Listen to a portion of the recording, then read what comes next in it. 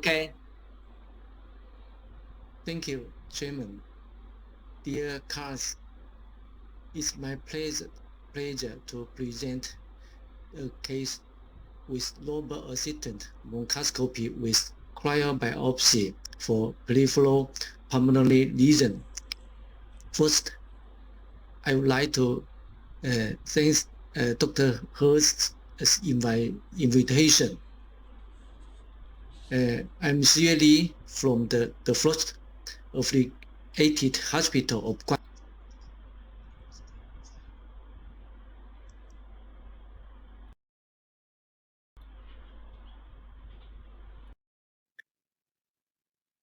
the case is the lady with the 6 years old.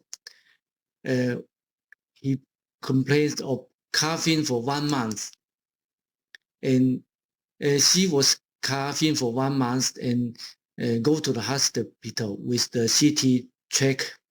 The CT showed that the pulmonary lesion was found at the right upper lobe.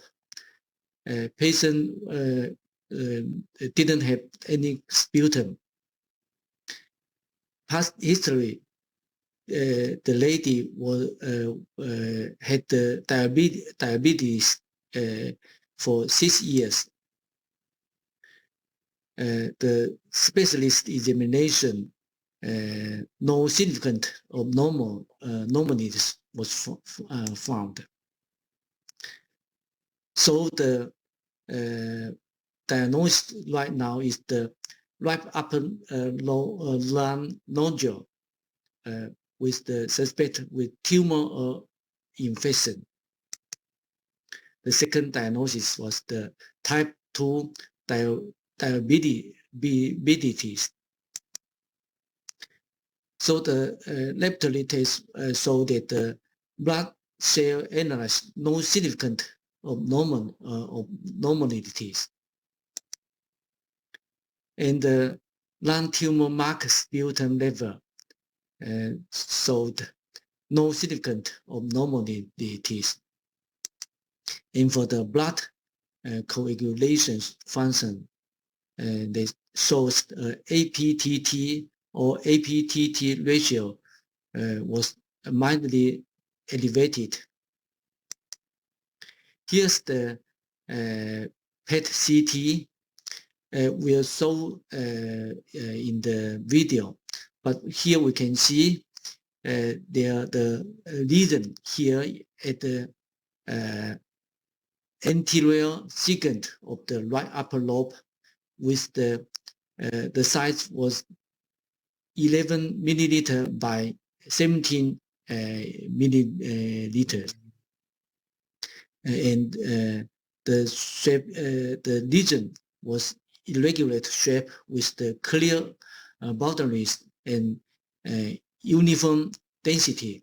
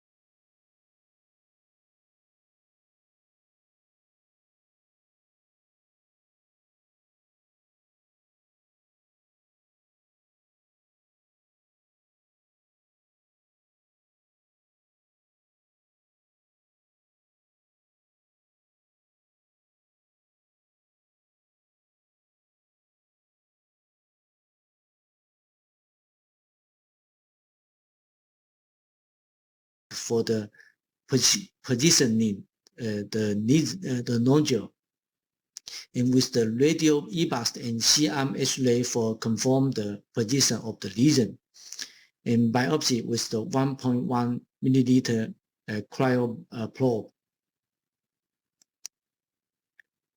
The equipment and accessory that we used is the Unicom robotic bronchoscopy system.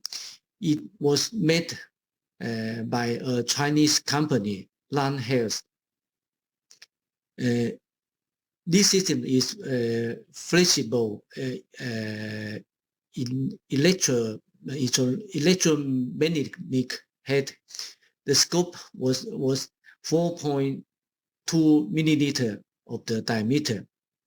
The working channel was 2.0 milliliter. And also with the CMH ray and radio EBUS. Radio EBUS is the Olympus equipment with the diameter of the 1.4 milliliter probe. And cryobiopsy system was the Urbi made. It was made by Germany. The cryo probe was the 1.1 milliliter of the diameter. So here is the, we can see here the procedures. Here the CT scan. So we can see here the nodule here at the right upper lobe. Let's see more intensive. Here's the right upper lobe and the anterior segment. Here the nodule is about 1.1 by 1.7. Here the root.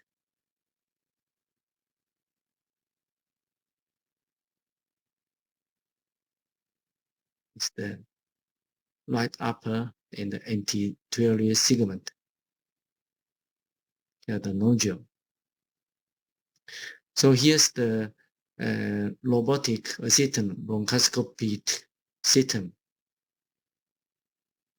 The working channel was 2.0 milliliter.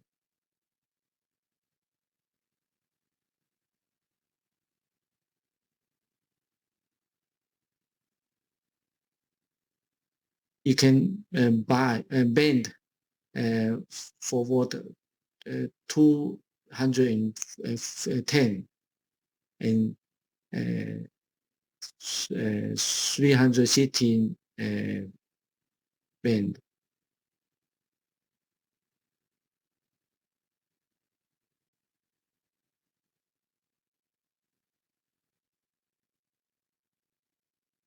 And here's the Urbi cryo equipment. The cryo tool, here we can see the 1.1. The cryo probe which we use was 1.1 milliliter ultra thin.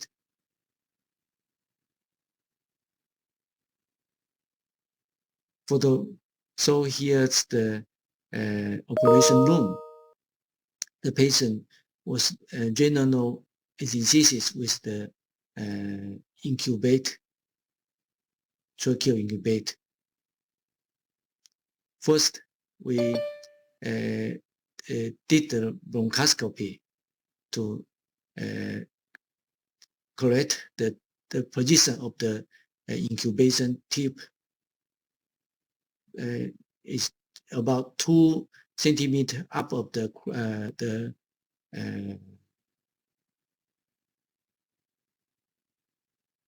and adapter. Put the adapter to fix the tube, and then we place the scope of the robotic assistant bronchoscopy.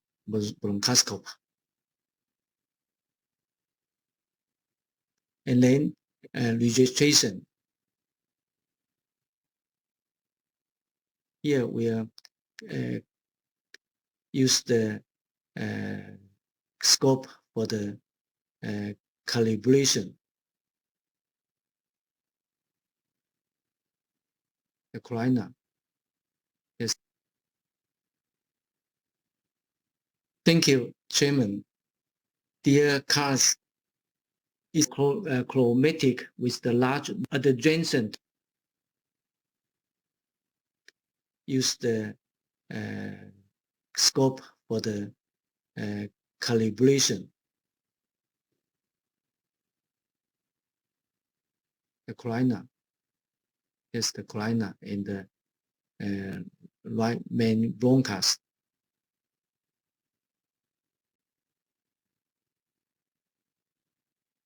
And the right lower lobe for calibration.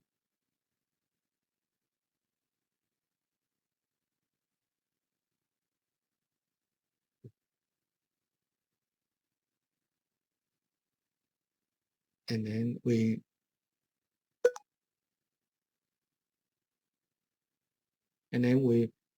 insert forward the scope.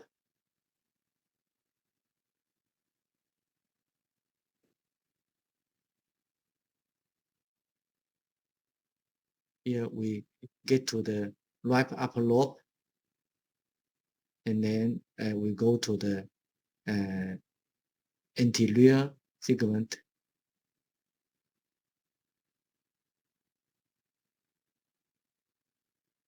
Here we can see the scope, the tip of the scope.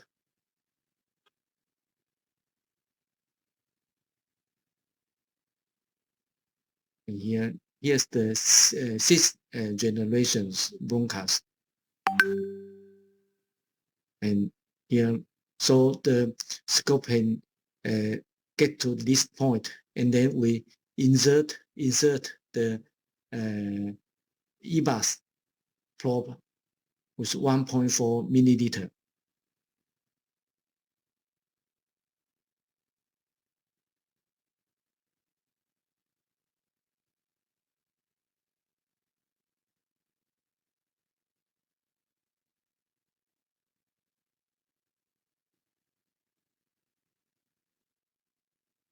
And there are two branches inside this bronchus. So we first try to the lower branch, but no lesion was found. And then we try to upper branch. Here we can see the lesion here. But here we can see the ultrasound so that the lesion was adjacent lesion, is the adjacent lesion. And then we measure the length of the measure the length, and then we put to the cryobiopsy. As we saw that the branch was upper, the location was upper, so we adjust the tube a little bit up, and then made the cryobiopsy up to the upper bronchus, and then cryobiopsy.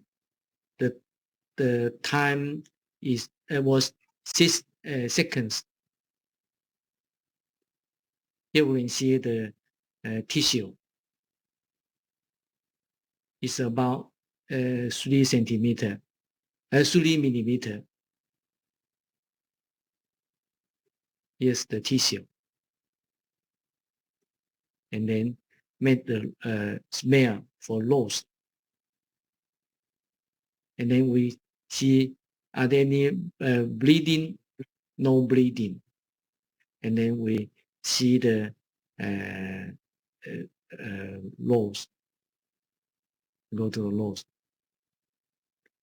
We did the 3 times of the cryobiopsy. Here, the smear of the loss with the deep click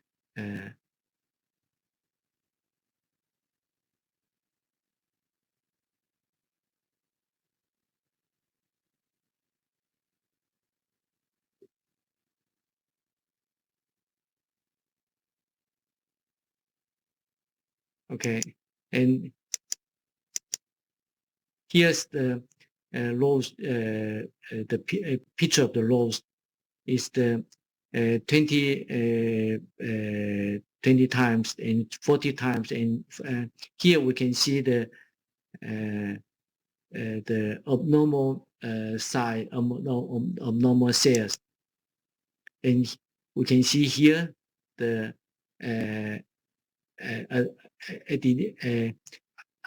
adenoma cancer.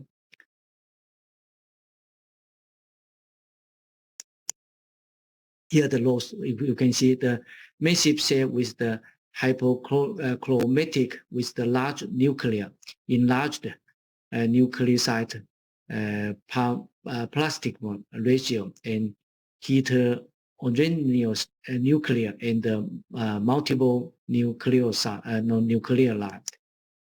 In the pathology, so that is the adenocarcinomas. And the sample was sufficient for the molecular testing. So for this case, the final diagnosis was pulmonary adenocarcinoma and type 2 diabetes. Here we can, here's the just published last month, and it also the first publication of the combined robotic bronchoscopy and cryobiopsy. This study was the retrospective study with the 112 patients with 120 lesions. The study was in 2021 to 2022 in states.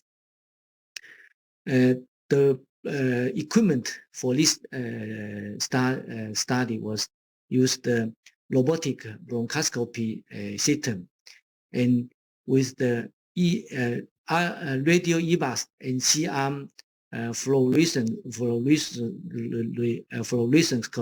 was used to confirm the lesion location.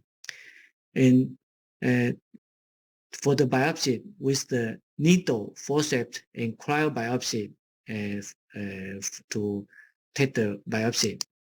Here's the procedures. First, HRCT to make sure the lesion of the make sure the lesion, and then with the radio EBUS to confirm the radio EBUS and C-arm to confirm the lesion, and then after confirm the lesion, and use the needle about with 19 gauge or 11 gauge to get the tissue TBNA, and following by forceps biopsies, generally 5 times, and then finally use the 1.1 milliliter cryoprobe 3 times biopsy. So here we can see the final diagnosis for this case was for this study was 90.2 diagnosis year. And here we can see for the needle alone, no case was diagnosed and for the forceps or no, just 2 cases was diagnosed. For the cryobiopsies alone, 19 case was diagnosed. So for combined is 8 for 28 cases was diagnosed. So general, just for the general diagnosis year was 90.2%. For the samples, totally for molecular analysis was here we can see for the local IHC or Fisher examination, the cryobiopsy sample is 100%. The tissue is suitable for the IHC and fish assay, and also for the NGS assay. For the needle, just 50%, and the forceps 83.3%, and for the cryobiopsy, it's 100% tissue is good for the NGS assay measurement analysis. And so for the safety, no major complications was found in this study. So for the conclusion of this publication for this study, that is so that using the 1.1 milliliter cryoprobe to biopsy PPN combined with the robotic bronchoscopy system is safe, feasible, and can provide this more diagnostic tissue than needle aspiration or traditional forceps biopsies. The combination of the cryobiopsy with the robotic assisted bronchoscopy increased diagnosis yield. And for our case, it also confirmed this conclusion. Last, I would like to thank my colleague, Dr. Zhong, Dr. Li, and Dr. Tan, and Ms. Li, and my colleagues. Thank you very much for your attention. Yeah, great case, very good. There have been a lot of questions in the chat regarding the system, the robotic system. Because outside of China, most of us knowing the intuitive system and the Monarch system, but most of us haven't seen the Chinese system. So is this a Chinese product, the robotic scope? Yes, okay. But now, yeah, they list the Chinese by Chinese company. Lan Health is the Chinese product. Good.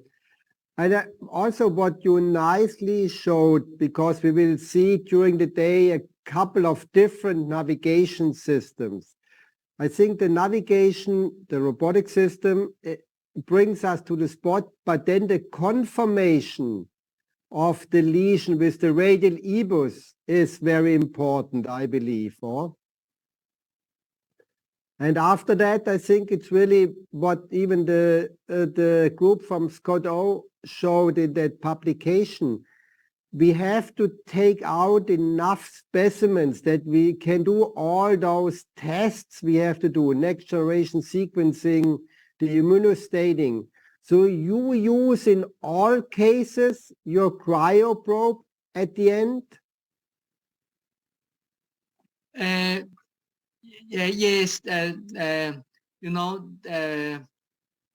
if for the upper, the location was location very up, or the angle is very big, sometimes the cryoprobe may be difficult to enter the lesion. So for usually we are take the tissue by the forceps is the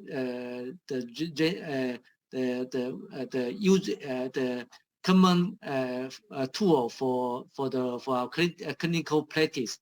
But for some case, if we consider it's maybe the benign disease, or if it is required for the bigger tissue, we may use the cryo biopsy. But based on this case, we are confident that use the 1.1 milliliter cryo probe may be a good choice for taking the for biopsy. I think even since we have that small cryoprobe, which also which only have an outer diameter of 1.1, we really can use it more often than with the older ones, which have been bigger by diameter.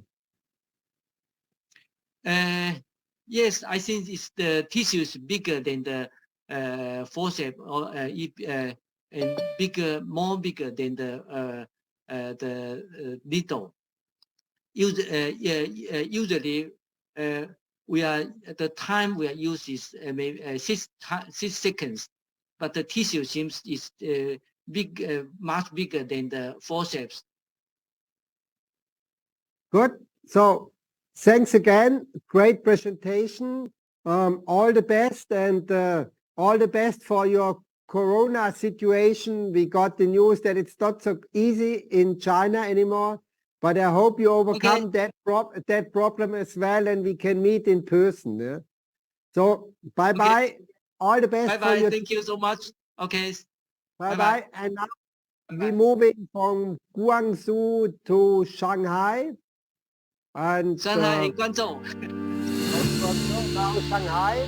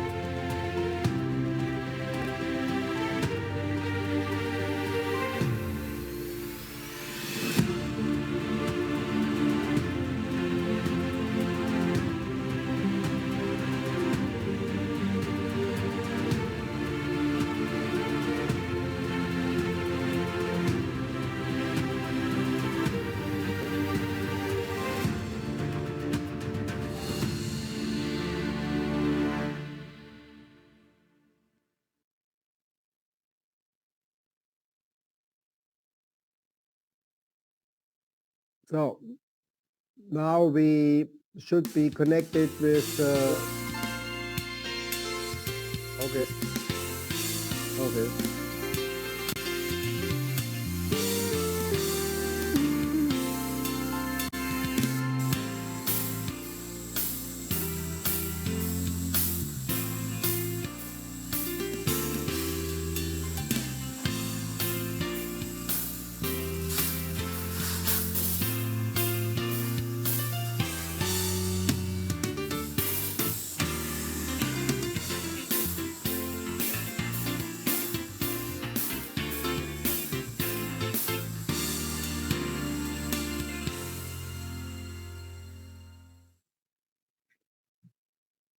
So now we are connected with Professor Sun from Shanghai. Professor Felix. Hello, Hello. Yuan, how are you? So now we are in Shanghai, and now the podium is up to Professor Sun, who is running, I think, the biggest or largest service for interventional pulmonology worldwide. I don't know how many procedures he's doing every day, 100. So he's always busy, always up to date. So Professor Sun, the podium is yours. Show us your case. Okay, thank you. Nice to meet you in the room. Thank you for invitation. Yes, hoping to see you in Shanghai. Good morning, everyone. I'm Dr. Jian Shun from Shanghai Caist Hospital. I'm honored to have an opportunity to address at this meeting. I will give a case presentation about peripheral pulmonary ground glass of CT lesion biopsy under EMB and CBCT, and share some experience about cryobiopsy in our center.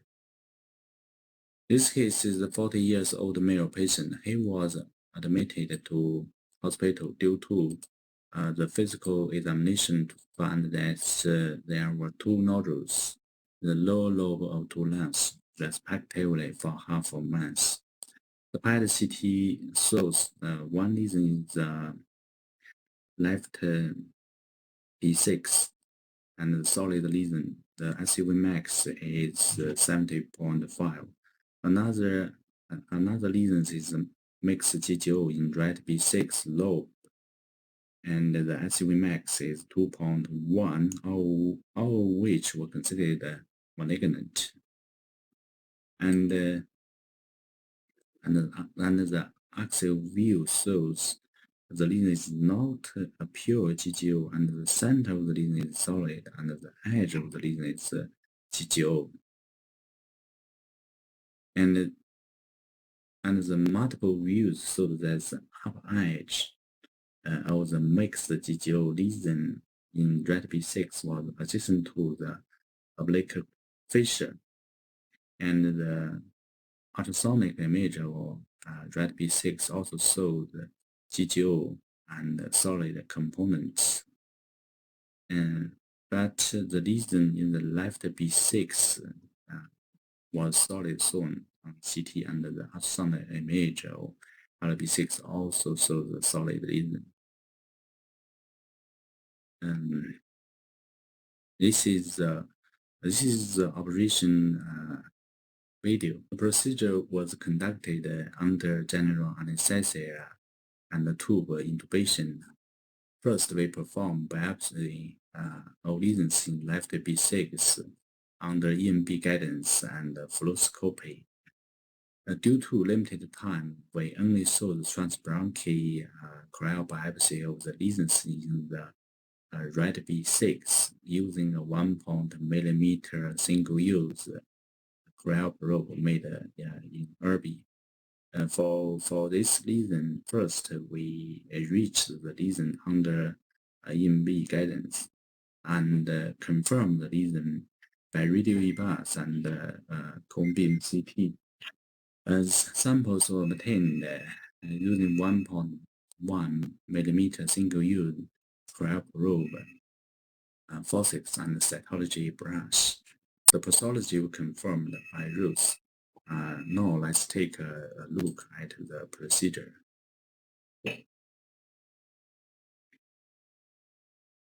During the process of navigation to the target, we have failed to reach red B6A due to the steep angle because the lesion is red B6A. Therefore, we use a pre-curved brush to guide the extended working channel into red B6A. At this time, we use the pre-curve brush into the EWC to the red B6A.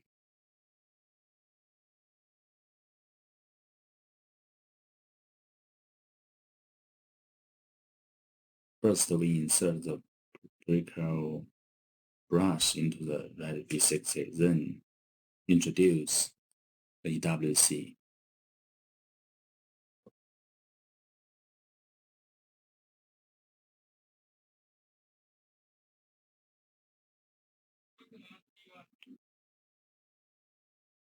Finally, we send the EWC into the red B6A. Then we withdraw the pre-curve brush and insert the local guide again.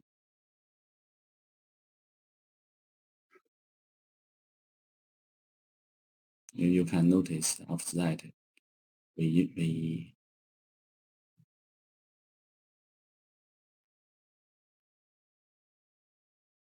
introduce the local guide into the expanded working channel to the lesion according to the navigation guidance.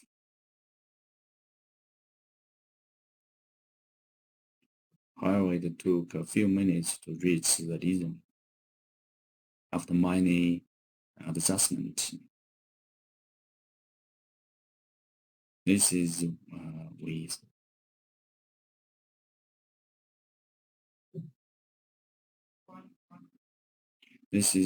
we find the reasons under EMB guidance.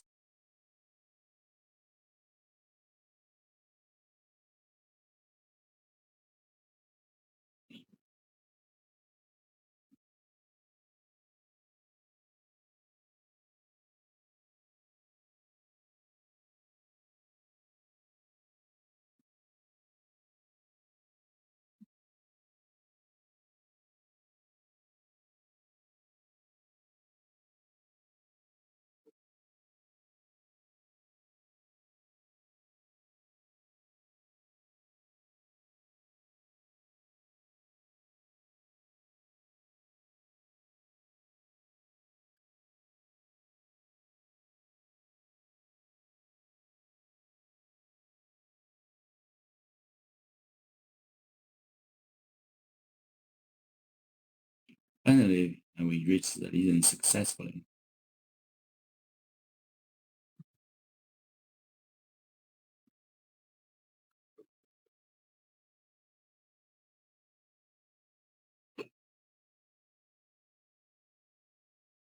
As shown in the system, the endpoint of navigation is set at the center of the lesion. Therefore, when the tip of the local guide was 0.6 mm away from the lesion, we withdrew the local guide and introduced the radio ultrasound probe for confirmation.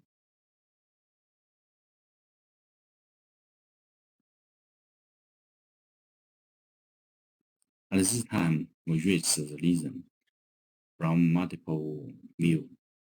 Then we withdraw the local guide and locked the EWC. Then we insert the radio e-bus to confirm the lesion.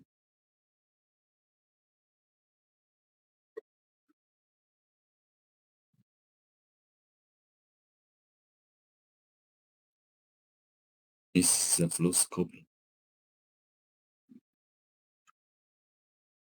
We find as soon as the ultrasound probe reaches out of the EWC, it finds the solid part of the lesion and continue to go too deep to the distal end, and we notice a laser sign indicating the GTO components, which means that the ultrasound probe was adjacent to the oblique fissure.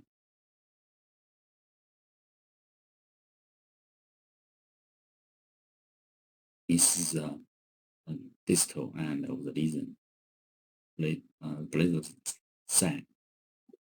At this time, the ultrasound probe was kept at the most distal end of the lesion, and then we used the CBCT to reconfirm the lesion. This is a CBCT scan. It will take about 30 seconds to rotate one circle.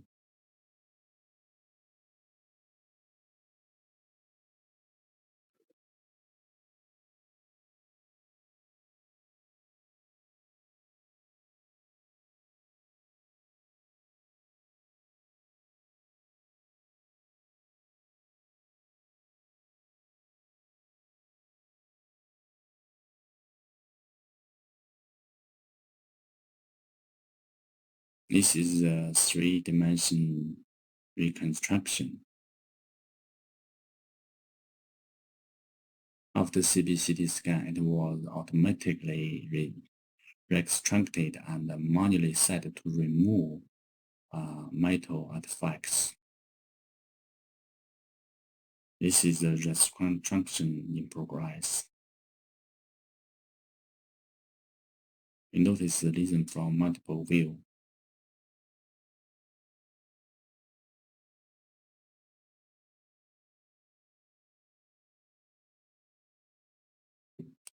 Then we search the tip of the ultrasound and the lesion.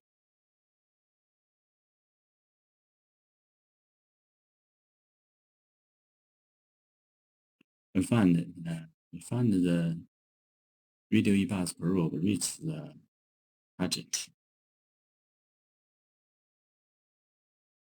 This is the tip of the video EBUS probe.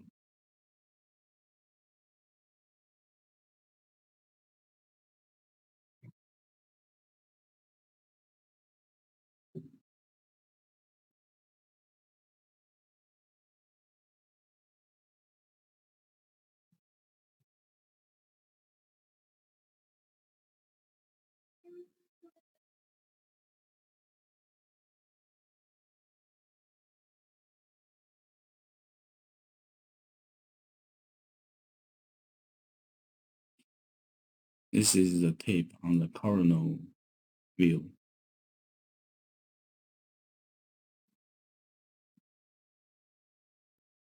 Then we measure the distance between the tape and the edge of the lesion. After measuring, we found that the distance from the tip of the ultrasound probe to the distal end of the lesion was about 14 millimeter.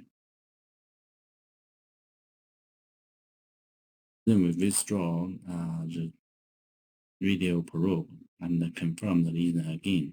This is the center of the lesion. We find the solid lesion in the center.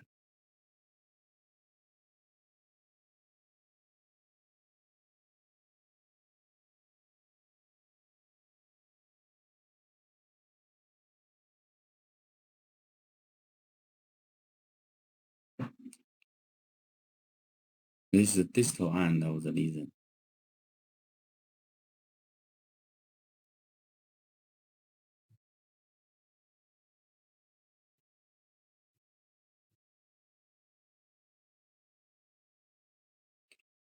And we measure the lesion by EBUS and perform rare biopsy at this site. 3 cryo biopsies were performed after reconfirmation by EBUS and fluoroscopy.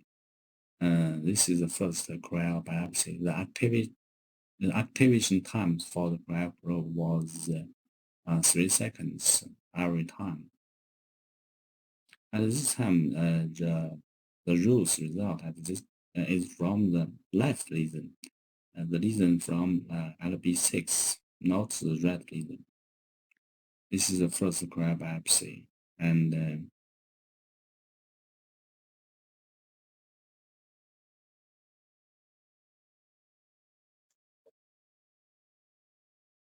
we smear the tissues on the slide and sell the smear to for Rose. This is the first cryo biopsy.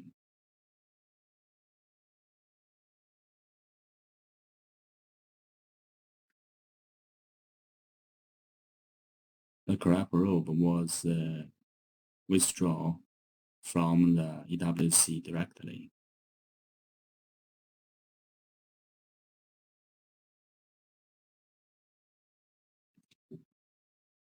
This is the second cryo biopsy.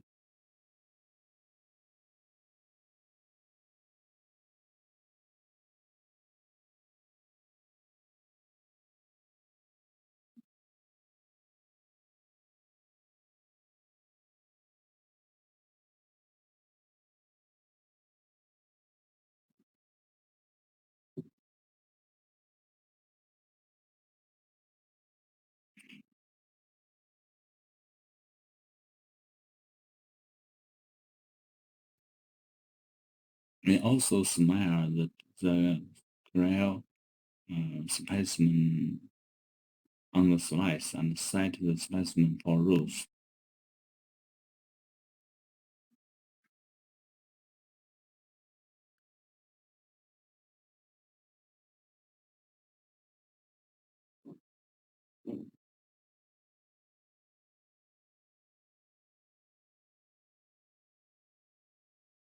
This is the third cryo biopsy.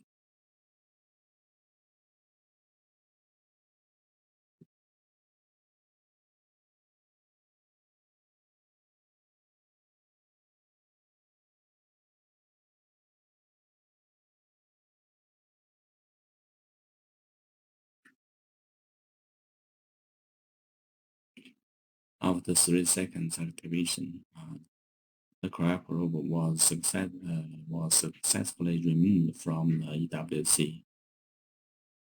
We also sent the tissue specimen for Rose.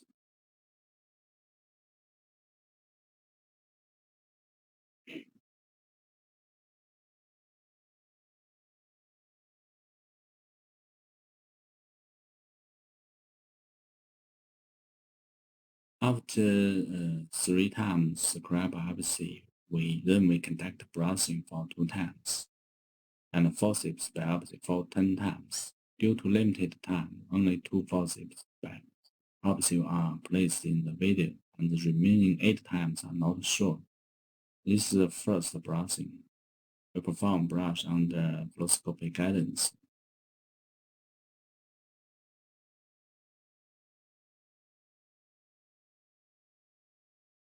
This is the first forceps biopsy.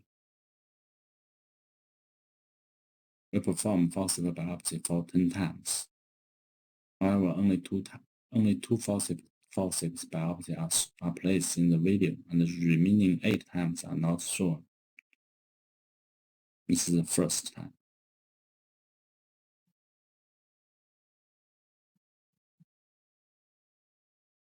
This is then we perform the second brushing.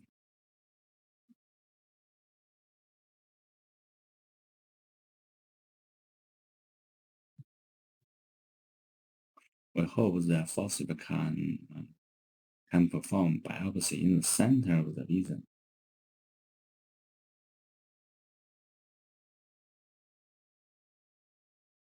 This is the 10th forceps biopsy. Because the forceps is thick and hard, it's not suitable for the EWC, and will displace the recurved cyst.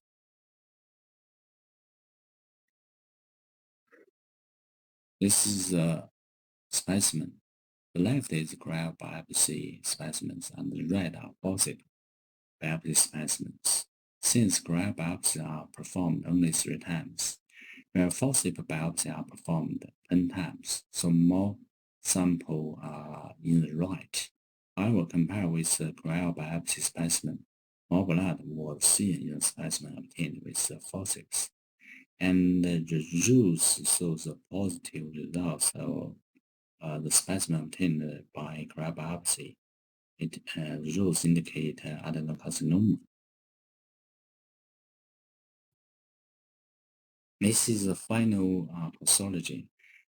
This is gross examination. For the cryo biopsy specimen, it shows 3 greenish white tissues, 0.3 cm in diameter. For the forceps specimen, it shows pale dark red fragmented tissue, 0.6 cm in diameter. For the microscopy results, the cryo biopsy specimen indicate adenocarcinoma. However, only asthma components was observed. For the forceps biopsy specimens, both asthma and lipid components were observed. In my point of view, I think we perform a relatively conservative procedure. First, the cryo biopsy time was less than 5 seconds, only 3 seconds. The specimens obtained from within 5 seconds can be safely removed from the cyst directly in our clinical experience. Second, due to the lesion was adjacent to the oblique fissure, we only performed the biopsy in the center part that was safe, rather than in different areas of the lesion, in order to prevent pneumothorax. So only the asthma components of lung cancer were obtained. That was corresponding to the solid part shown on CT image. And the cryo specimen were relatively small because the 3 seconds activation. However, overall, the 3 specimens showed a definite diagnosis without crush injury and blood contamination. Thank you for your attention. This is my case presentation. Welcome to China to our center to give new operation and guidance. Thank you again. Yeah, great talk, great case. Congratulations to the case. But I think you also showed us nicely that the times where we have a little room at the end of the floor and we can do our bronchoscopies is over now. Now it's really interventional pulmonology is a lot of technique. You showed us cone beam CT, you showed us navigation, you showed us radial EBUS, you showed us cryo. So we need more technology or we need bigger spaces. What do you think about that? Yes, thank you for your comments. Yes, we use the many technologies, but because we perform for GGO, so I think the GGO, we need precise information and diagnose. So we use the CBCT. We use the navigation only find the pathway to the lesion. But we use first we use the radio EBUS to confirm the lesion, and we use CBCT because the fluoroscopy can't observe the lesion clear compared to the solid lesion. So I think because we perform for the GGO, so we use many technologies. And when we use the 1.1 millimeter cryoprobe, I think the specimen compared to the traditional forceps biopsy, the specimen obtained by cryobiopsy is the size is big and the quality is good than the forceps specimen. But in this case, I only use 3 seconds. Usually, in our clinical experience, we use 5 seconds from the cyst directly remove the tissue and is bigger than the specimen obtained by 3 seconds, and we only perform cryobiopsy in the center of the lesion. If we perform cryobiopsy in different sites of the lesion, we will got many specimens. So I think in general, I think for GGO case, it's a good method to compare forceps biopsy. In our pilot study, our one pilot study, while pure GGO, we got 80% diagnosis rate if we use the 1.1 cryoprobe. For the pure GGO, can got 80% diagnosis rate. I think it is very surprised. So there have been questions in the chat regarding the complication rate. So do you what is the pneumo rate and the bleeding rate when you do cases like that? Yes. I think 1.1 millimeter cryoprobe is very safe in our clinical practice. We didn't use balloon to compress the bronchus. For this case, we used the gases as the outer seeds. The gases can compress the bronchus impression of blooding. So I think it is very safe.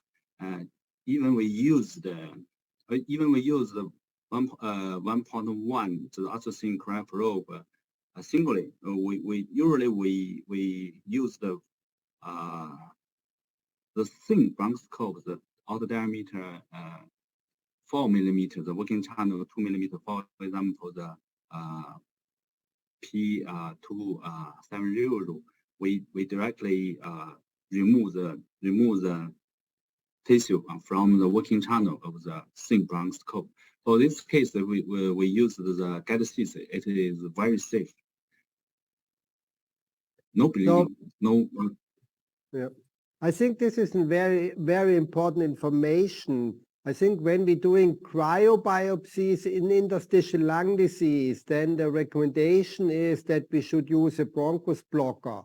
for the bleeding complications. But in lung cancer, when we're using cryoprobes in lung cancer diagnosis, we haven't seen so severe bleedings. So I think most of us don't using a balloon when we going for lung cancer. This is different to the ILD part. Yeah? Yes, I agree with your point. I agree with your point. Yes. Yeah. And even to the what we have seen since we're using navigation techniques, since we're using cone beam CT, that we don't have a lot of pneumothorax as a complication. So our pneumothorax rate with the robotic systems and cone beam is less than 1%. So how many pneumothorax do you see after your procedures? How many patients No, need never. Hmm? Never. We perform cryobiopsy. Never pneumothorax occurred in our center because we both use at least radio EBUS combined with fluoroscopy. So in our center, never pneumothorax in cryobiopsy. Never. Yeah. So the pneumo rate is really low, super low because you are more precisely in the lesion. Another question is, how long is such a procedure? Is that an hour procedure? Is this a 2-hour procedure? So how long such a complete procedure will act during in your institution? For this procedure, the whole time is 30 minutes, but we cut the overtime 30 minutes for this reason. Yeah. The whole time 30 minutes. Yeah. So that's you have to when you use cone beam CTs and you have to do the spinning, when you have to repeat it spinning, that it maybe takes sometimes a little bit longer. It's always the question how easy you get access to the lesion. Johan, there's another question regarding radial EBUS and GGOs. Normally, we're using radial EBUS for the solid lesions, and then you have a clear image. So how complicated is it to see a GGO on the radial EBUS? Yes, yes. As you saw, I agree with your point. For the PGO, the radio EBUS shows the blizzard sign with some solid components. So, but you know, if we with some mild bleeding, it has some difficulty in diagnosis solid or GGO components. But in theory, the blizzard indicated the GGO component. So we use the CBCT to confirm again. Yeah. I think this is a little bit really the big difference. So we here in Europe, we mostly seeing solid lesions. We do not have so many GGOs. I think here you in Asia, especially in China, you have more GGOs, or? Yeah. Yeah. Yes, we have. And maybe also giving an outview what is coming. So you also publish data on treatment of those lesions, microwaves, radio frequency ablation. So what do you think will be the technology we will use in the future to treat those lesions? Yes, very good question. I think microwave ablation is a good device, especially for the GGO components. But I also find some new type of IFA device is also value for the GGO lesions for some new type of IFA device. So I think in the future, maybe, but the efficiency of microwave is higher than the IFA, I believe. In the country, the IFA is very safe compared with microwave. So I think maybe for some reason we saw the two treatment methods, so the complementary measures because of the advantage and disadvantage. Maybe in the future, for some solid lesions, we can use IFA. For some mixed GGO, we can use microwave and under real-time fluoroscopy and all CBCT guidance, I think. Yeah, I'm completely with you. I think in the near future, we have to look to the lesion type. It's GGO, it's solid. We have to look where the lesion is, close to the heart, close to the pleura, closer to bigger vessels. And then we have to decide which ablation technology we should use best. I think there are other options coming. Electroporation is now a technique which are in the first human trials. I know you work also on cryoablation, so maybe cryoablation would be an option. Yeah. Yes, but I only perform 7 cases. Only perform 7 cases, so we use the cryobiopsy. But I think it is very safe compared to the heat ablation device. I think it is very safe, but it will take many times. For some reason, we will use 60 minutes from different parts. So I think the efficacy is low compared with the heat device, but it is very safe. For example, the lesion addition to the fissure or addition to the blood vessel, it is very safe. And yes, I think it also a better method. Only 7 cases, only three cases after 1 month clinical follow-up. I observed a very prospective results. So there's a question in the chat for you. So you have money. So you have cone beam CT, you have robotic, you have electromagnetic navigation. But and now you see Christmas is coming.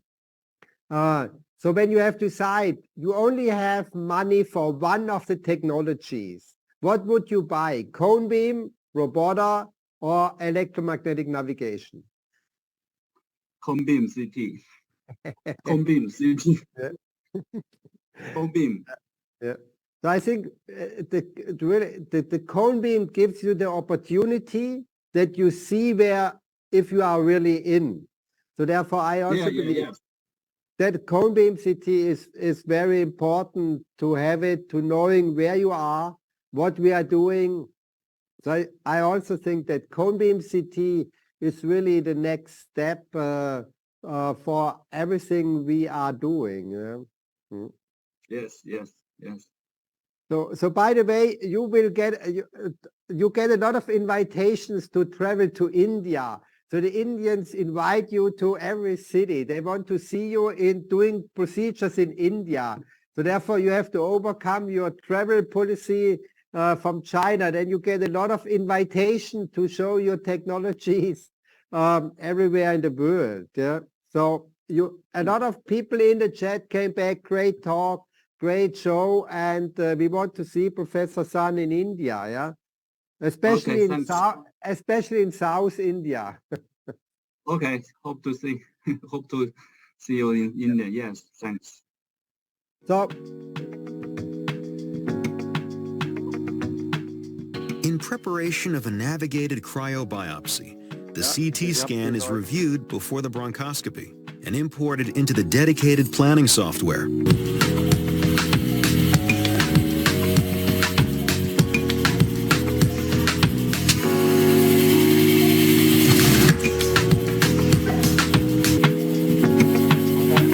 The holder makes it possible to fine-tune the position of the navigation probe. The radial E-bus probe was in before, since deflection of the extended working channel's tip is only minimal.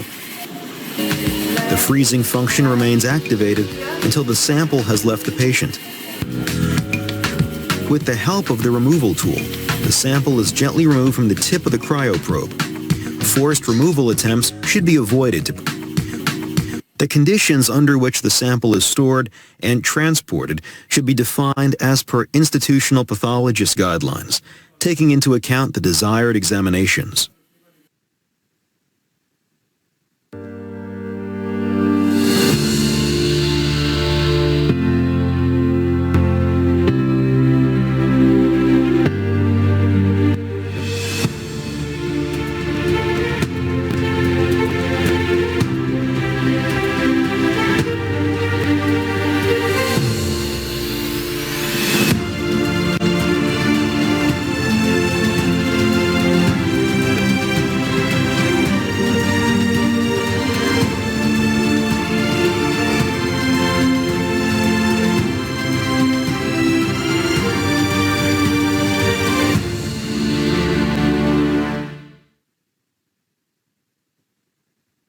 So we're leaving China and we're moving to India. So welcome, Dr. Chawla. Rakesh, great pleasure to have you with us on board. You have seen the movie from Olympus, the advertisement about the EBUS TBNA.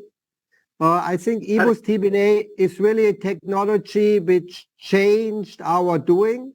It's nowadays the standard for staging, diagnosing mediastinal lesions. So therefore, it's a great pleasure to have you with us. I hope India is stable, India is safe, the family is doing well. To tell you, Professor Chawla also has his son in the back, who is the next interventional person in India. So, Rakesh, show the case. Thank you, sir. Thank you. Everything is fine. Dr. Rakesh Chawla. Thank you very much for the opportunity. We are using Olympus system for linear EBUS and radial EBUS with accessories of Olympus in our institution. So this is the whole setup. This is our video capturing unit. We generate the report, and this is our scope which we are using. We have in-house rows, and we try to give all services on EBUS under one roof. The Olympus EBUS TBNA needle, which is 22 gauge, which we are using. So if you use 21 or 22 gauge, it doesn't make much difference. But we must know the parts of the needle.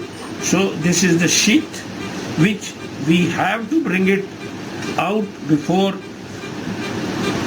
needle to come out. That is how you will save your scope, you will save your system. Now this is the lock. When we put this needle in, we have to lock on the scope. Once we have locked it, we do it, the sheath comes out.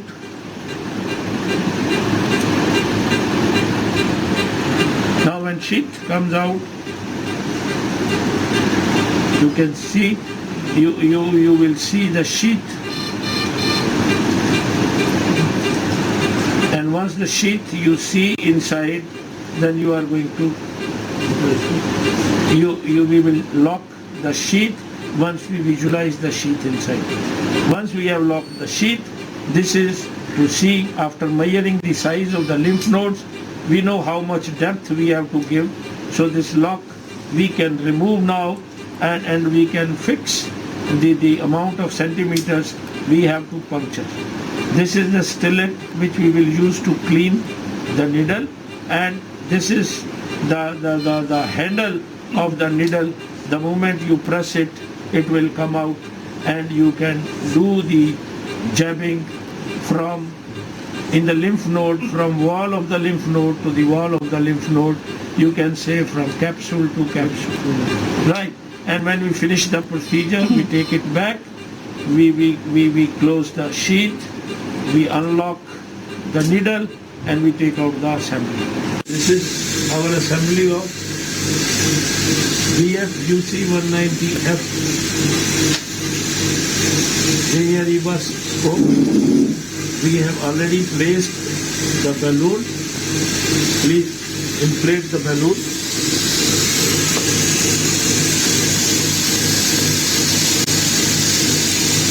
Light of कर दो वहाँ से. We have tried to ensure there are no air bubbles. Please inflate. Okay. So we have already placed the balloon on the ultrasound probe. We have already given the local anesthesia.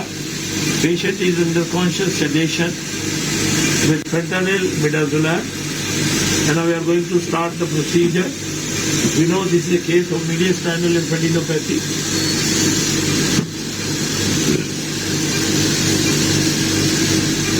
And we have seen the nodular mucosa with the big suspicion of sarcoid, and we have a Chandigarh study where the transbronchial lung biopsy, BAL and TBNA, the specificity and through the EBA TBNA, but this case we are doing both so that we are able to help the patient. So we go by the oral route when we are doing the EBUS. Now we localize the lymph nodes. You are able to see the mediastinal subcarinal lymph node. Please measure the size. Please measure the size. Kiran ji इसको पकड़ो. ऐसे ही. Measure the size.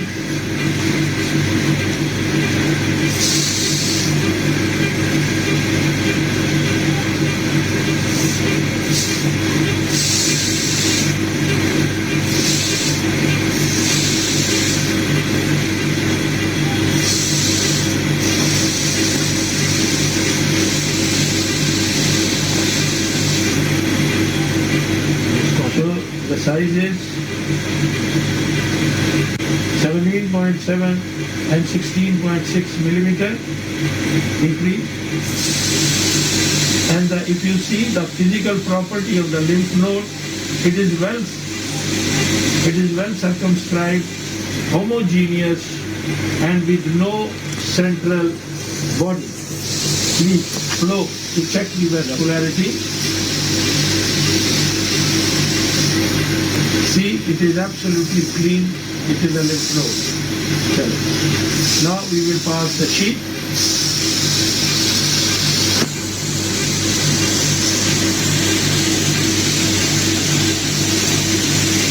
So once we have placed the needle, we lock it. So the needle is locked. Then we release the sheet when we are in the lumen, so that we are able to see, because once the sheet is out, the anterior portion of the scope becomes rigid. So you have to have just the sheet visible, and you can see it is just visible. Right. So sheet is in place. Now we localize the lymph node, and we know the size. We'll fix the needle and we will jab. Right. So needle is in the lymph node. Now when we have to do the jabbing, it has to be, please, we are putting the instillate to clean the debris. And the first pass we will take with the capillary action by slowly withdrawing the stellate. So the jab, and you have to be from capsule to capsule, capsule to capsule.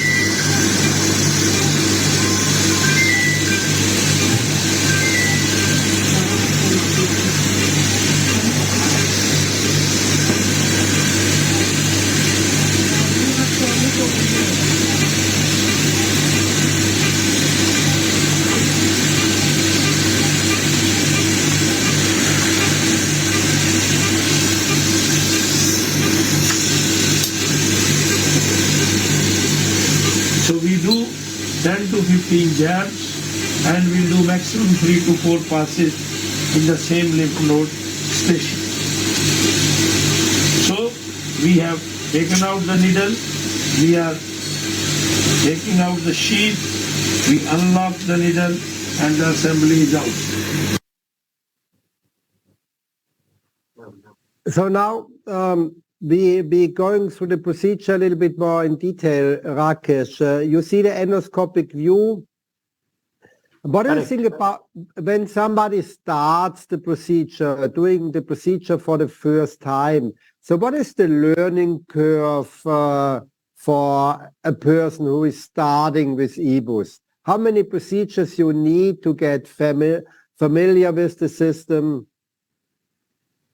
See, there are various studies across the world from 10 to 100. If we have taken, we in India have made recently in April and May in All India Institute of Medical Sciences, the EBUS guidelines under Indian Chest Society and National College of Chest Physicians. So the mean they have taken out is approximately 40 procedures to be observed. But if we go through the guidelines of American College of Chest Physicians of 2016, at least 13 to 15 procedures the trainee should be observing before reaching the expertise level. And another, they have seen that beginners and the experts, the accuracy also has varied from 30% to 94%. So I think minimum, if we follow the expert consensus guidelines, 15, and if we follow our guidelines, around 40 procedures under expert advice, they should be there.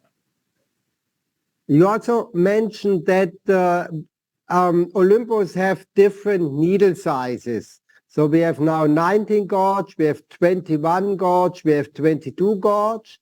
Where is the needle size you're using?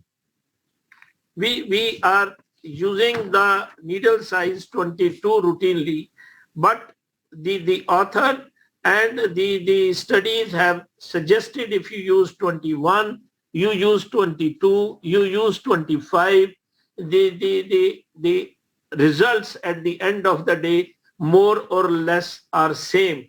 The size of the needle doesn't matter.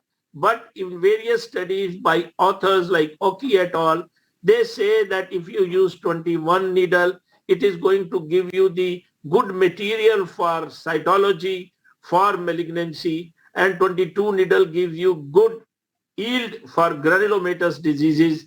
But the consensus statement is that if you use 21, 22, and 25, at the end of the day, the efficacy does not matter. Coming a little bit for the patient comfort. So you do it always in local anesthesia with conscious sedation?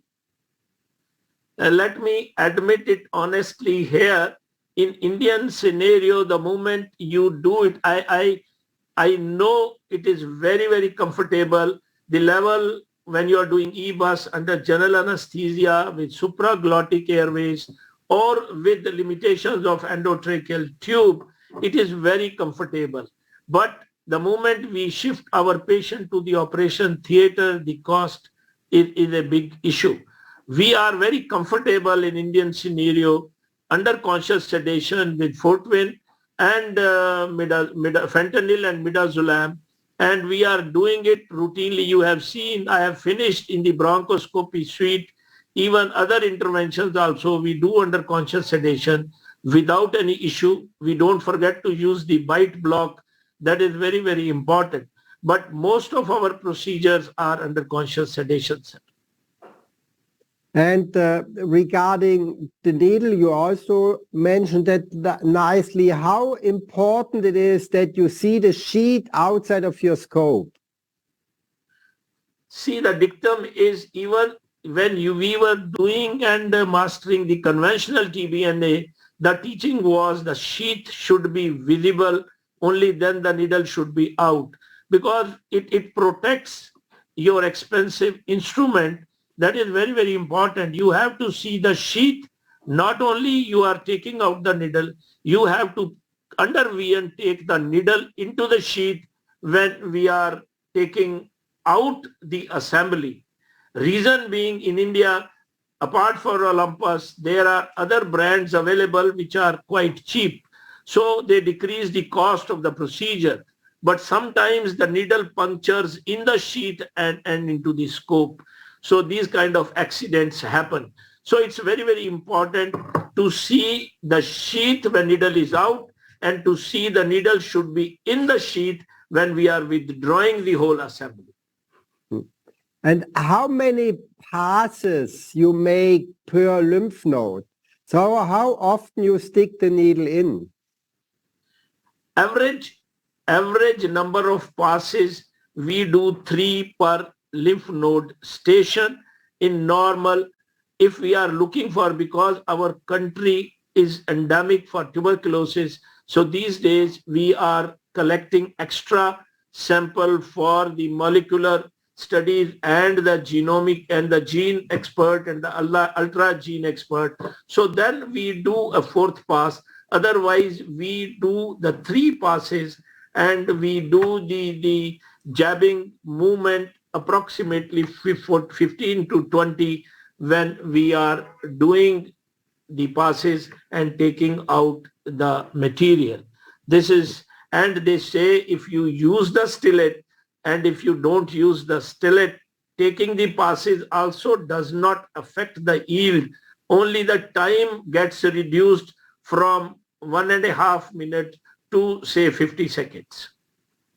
There's a question on the chat regarding the different needle sizes. So do you see the different complications if you use a 21 gauge instead of a 25 gauge needle? No, we have used all these needles, 21, 22 and 25. Even 19 we have used to make the hole in the lymph node station to pass the biopsy forceps, the thin biopsy forceps. So we have not found any extra complication by using the different size of the needles. The things remain comfortable. You see only the blood dot outside the lymph node, or sometimes there is a mild bleeding, but which subsides at its own. So it seems, but overall, I think you agree that ibus-TBNA has a super low complication rate. It's really a safe procedure. Correct, absolutely correct. Very safe procedure. Yeah. So I think the most dangerous part of the ibus-TBNA scope is damaging the scope when you don't have the sheet out enough. Yeah? Correct. So Rakesh, there's also a couple of questions how India is dealing with the peripheral nodules. So we have China seen cone beam CT, robotic, navigation, electronavigation. Now we have seen India. I haven't seen a cone beam CT. I haven't seen a robotic system in your suite. So how you manage the solitary pulmonary nodule business in India? Sir, again, an honest submission, we take this whole unit to our operation theater. There is a C-arm there where the orthopedicians are doing surgery in steel OT and using the C-arm routinely. We shift the unit, we take the patient and we do it in conscious sedation in OT using the C-arm, coupling the radial EBUS, localizing the lesion, then doing a C-arm, passing the forceps into the sheath. We leave the sheath there and take the pieces, and reasonably good yield we have, and electromagnetic navigation, cone beam CT. I think still it's a dream for our continent. Yeah. I think it is a very important question for sure. You can have a lot of technology in your rooms, but it must be affordable for the health system, and it must be affordable also for the patient. So therefore, I think it's very important that you use the technology we have, and I think therefore radial EBUS is a very good technology to have access to those small lesions, and then you can use normal fluoroscopy and you can diagnose that. Correct. Still, the issue is the cost, as you said, the price, affordability, health system orientation to buy these new technologies. It's very, very important, because I was asking in Marseille when I was there in World Congress, the price of Zephyr valve was $2,600, one valve. So if we convert it in our Indian scenario costing approximately 2 to 3 lakhs of Indian rupees, placing 4 or 5 valves or minimum 3 valves, the procedures become very, very expensive. You are absolutely right. The cost, it is very important. The health system has to keep in mind. But at the same time, I will not say my country is poor. My country is very rich. The only thing is orientation to get the newer technologies to the country. So Rakesh, there are a lot of questions regarding training in India. So when you are a young doctor in India and you want to be trained in interventional pulmonology, how you get access to your centers? Is that organized by your society, or how a young doctor in India can get a good training? Felix, this is a very, very good question. There is no formal structured training dedicated center in India for IP. Now the youngsters are devoting, and there are few hospitals who are devoting to get the see the basic, what you call it as a lung point, which helps you in navigation by assessing the CT and other interventional techniques, and especially the EBUS. Centers are limited. We in our general practice are practicing more or less all the respiratory medicine. But at the same time, we don't want to be behind in technology from the world. So we try to arrange the vet animal workshops to teach the youngsters and the budding chest physicians. Same workshops are done in the conferences, and you have witnessed one of the conference where you were also with us to teach us and tell the nitty-gritties of the procedures. This is how we people are in India are building up. Now dedicated centers are coming up. People are buying your simulators to teach the EBUS, radial EBUS, but still things are not as they are in Europe. That's why we always look forward that a structured training center should start coming up in India also.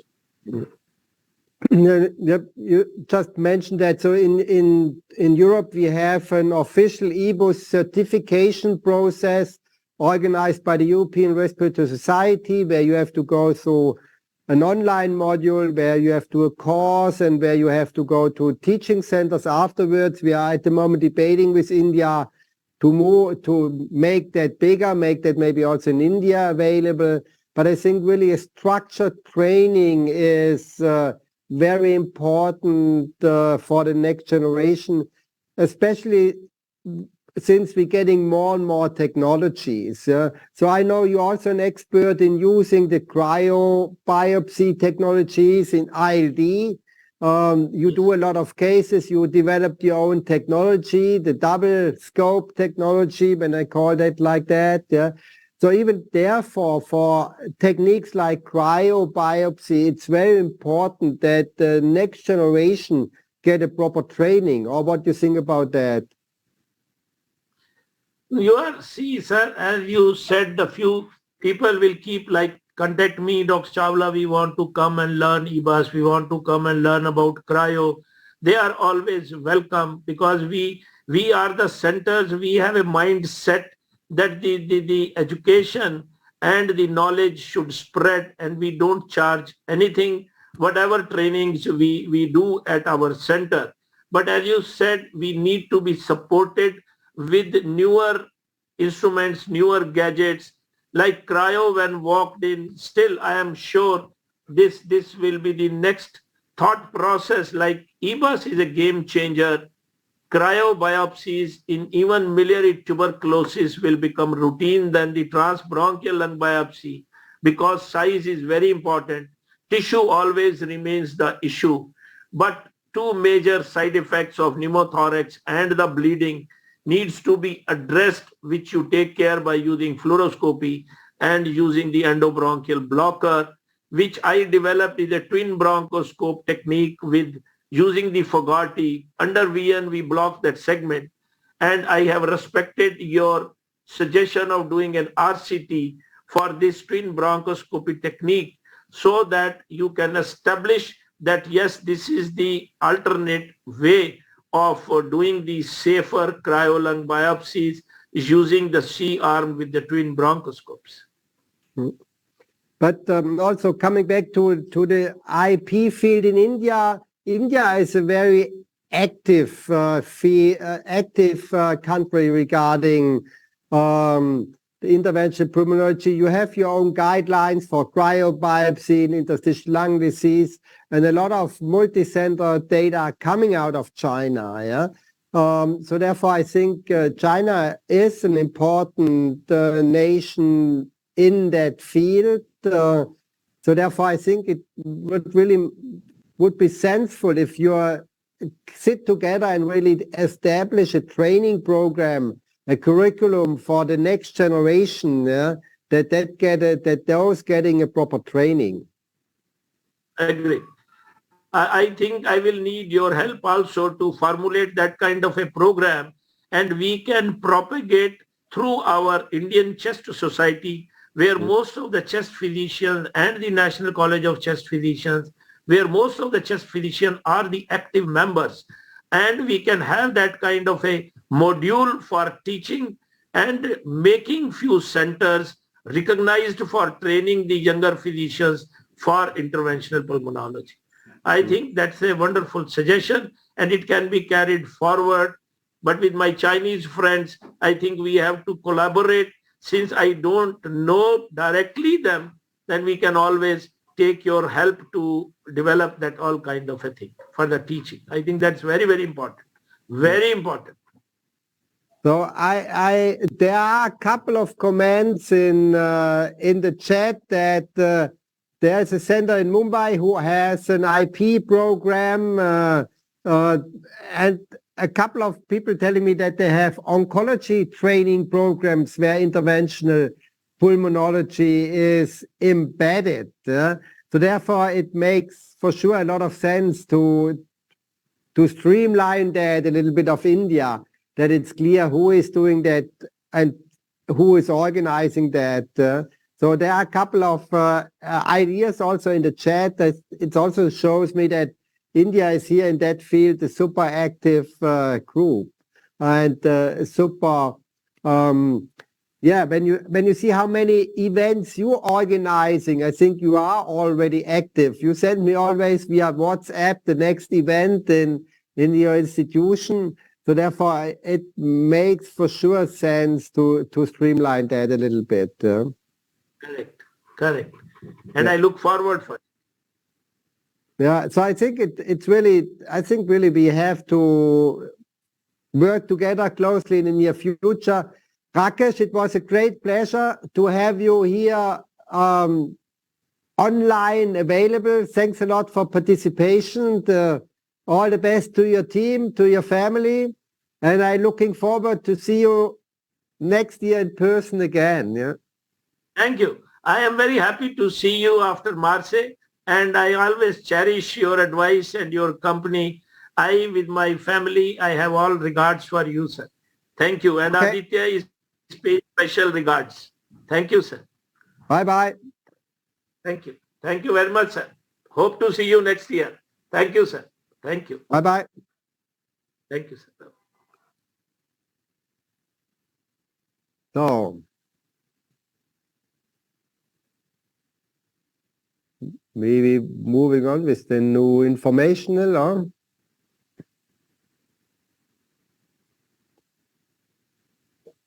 In healthy lungs, inspiration expands the thorax, the diaphragm flattens, and lung segments expand, pulling in air. During exhalation, the thorax contracts, the diaphragm unflattens, and lung segments deflate, expelling air. I have to give my talk first. For severe emphysema, lung segments can become diseased and hyperinflate. The thorax remains expanded, and the diaphragm remains flat. This increases residual volume, resulting in reduced pulmonary function, physical capacity, and quality of life. The reduction of emphysematous hyperinflated segments with BTVA, bronchoscopic thermal vapor ablation, can improve pulmonary function in patients with or without collateral ventilation. BTVA is the first personalized treatment for emphysema that allows targeted treatment of a patient's most diseased segments while sparing healthier segments from being unnecessarily reduced.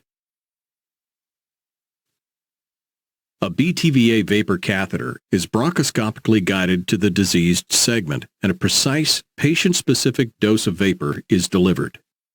This painless vapor dose is delivered in 3 to 10 seconds, resulting in ablation of the targeted disease parenchyma, followed by a normal biological healing process. This results in gradual volume reduction occurring over several weeks, significantly reducing the risk of pneumothorax. Reduction of hyperinflated segments allows healthier segments to expand, the thorax to retract, and the diaphragm to unflatten, reducing residual volume, improving FEV1 and SGRQ. BTVA has been proven to benefit patients with or without complete fissures, and, since it is a non-implant therapy, is not subject to the potential long-term complications imposed by implants. And BTVA can be considered for additional therapy for continued lung improvement and quality of life over time.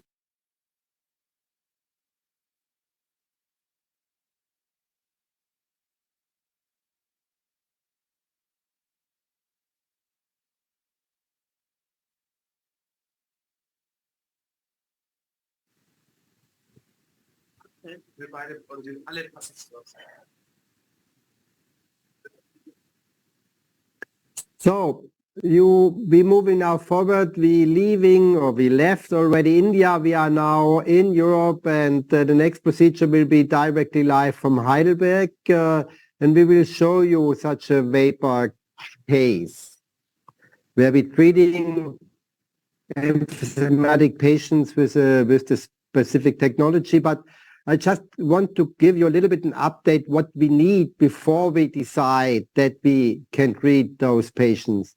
And that is what we're calling quantitative CT analysis. Most of our decisions when we're going for technologies for emphysematic patients, when we're going for navigation for lung cancer patients, electromagnetic, robotic assist, or even using the lung point technology, is at least something we calculated on the initial CAT scan.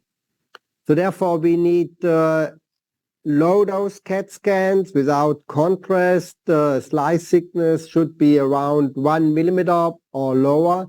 And when we have those CAT scans, we can use software, we can use the analysis of those CAT scans and getting a precise analysis of the technologies. There are different companies available. We using mostly the system from Vida.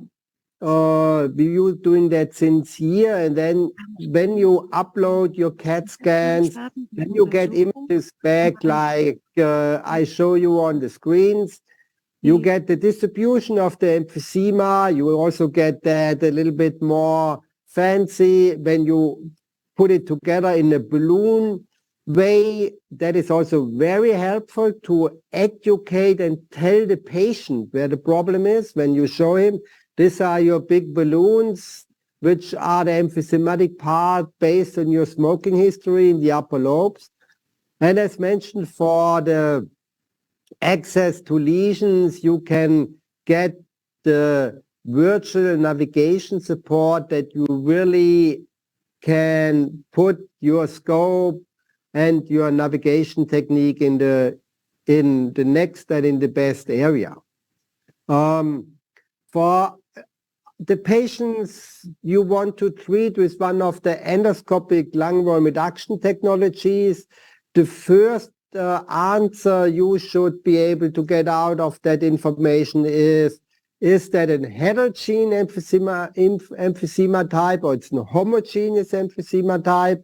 And you see, you can do that by eyeballing on your CAT scan, but when you get the precision analysis, you really get way better information out of the black and white information to know this is really an upper lobe predominant case, and then you can decide which technology you want to use.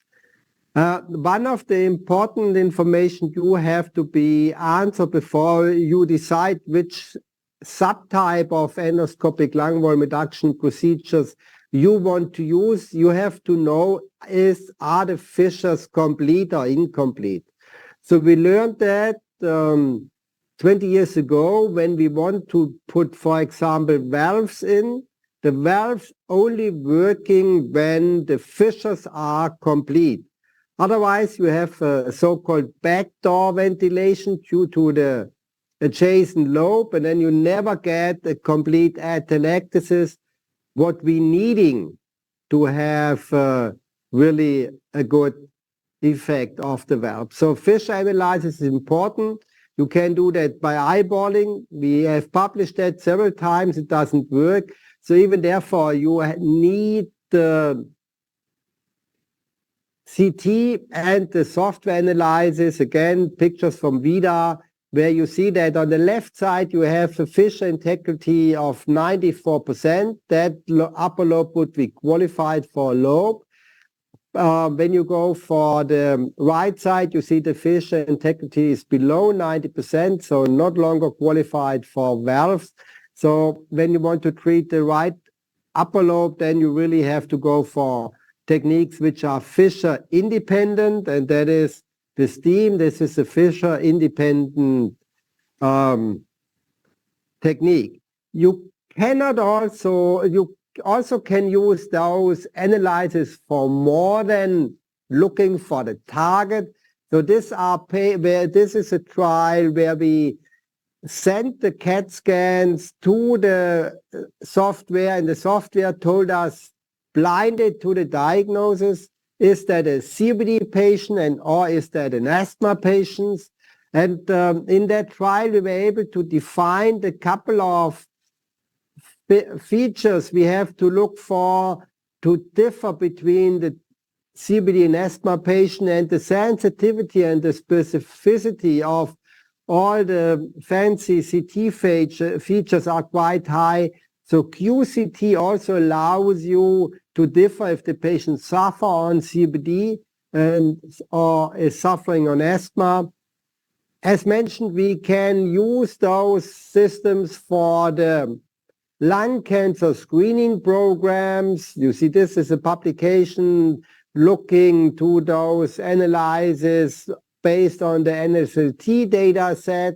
And even for the nodules and the nodule detection, it is clearly shown that the software, that the QCT is more precisely than if a trained radiologist looks to the CAT scan.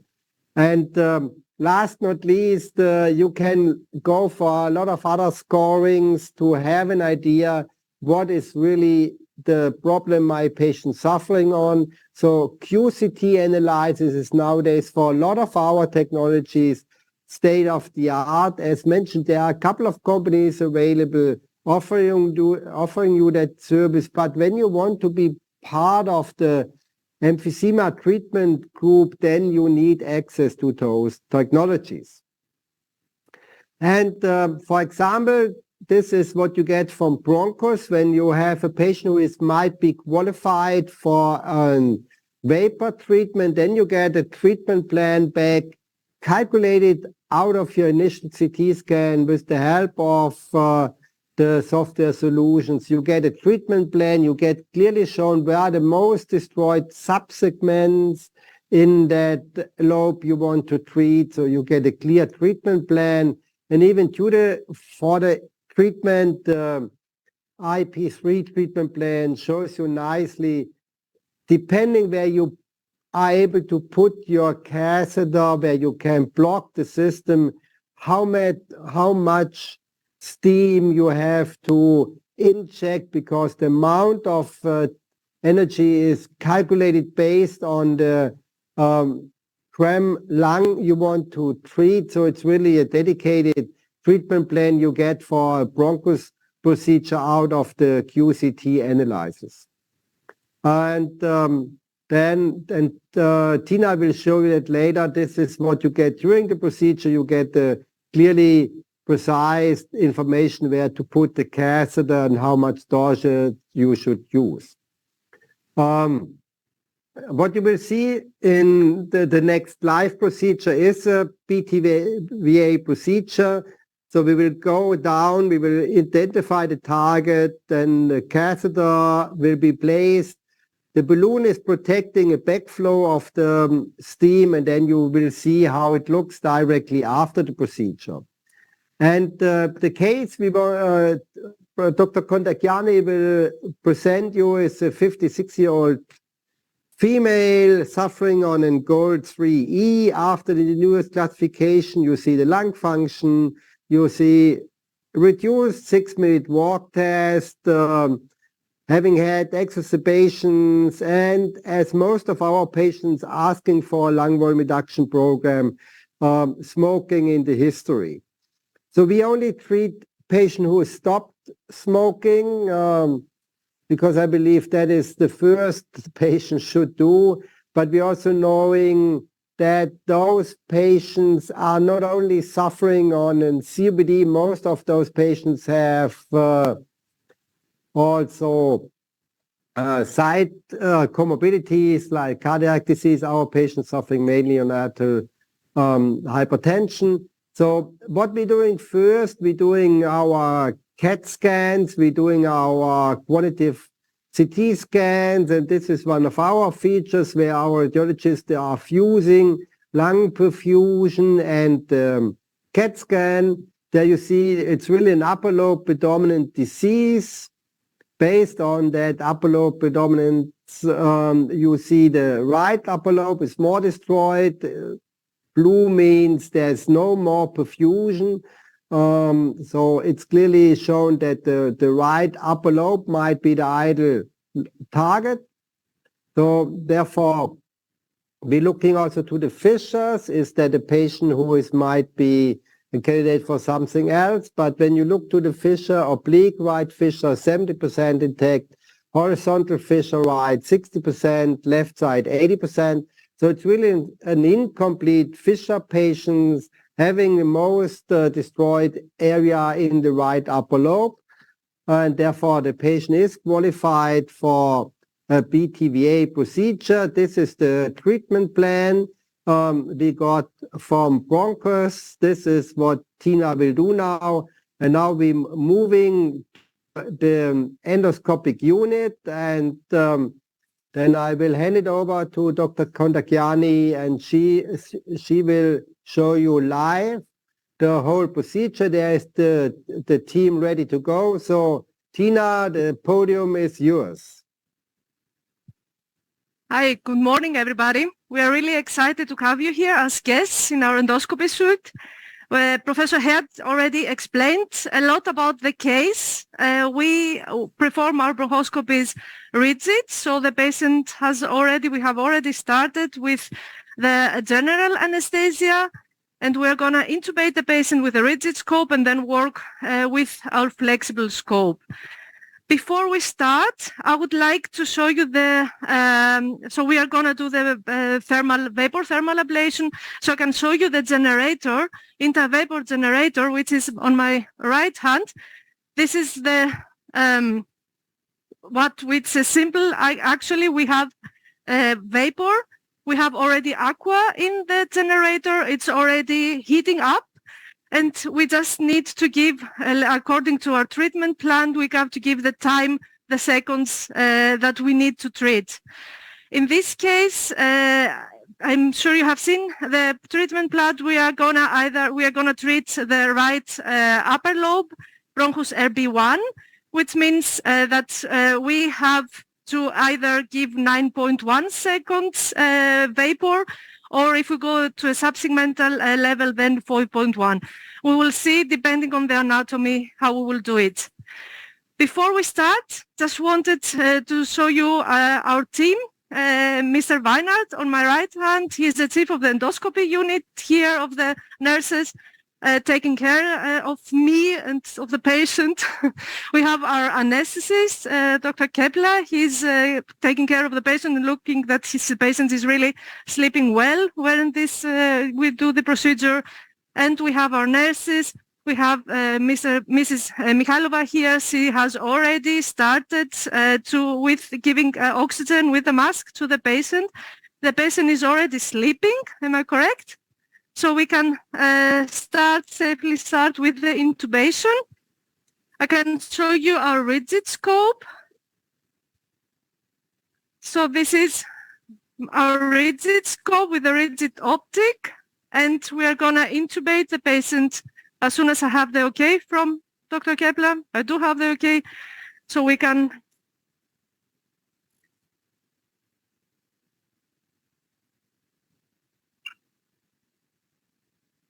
So as you see here, I'm going to try to open the mouth and go through the teeth. You see the uvula.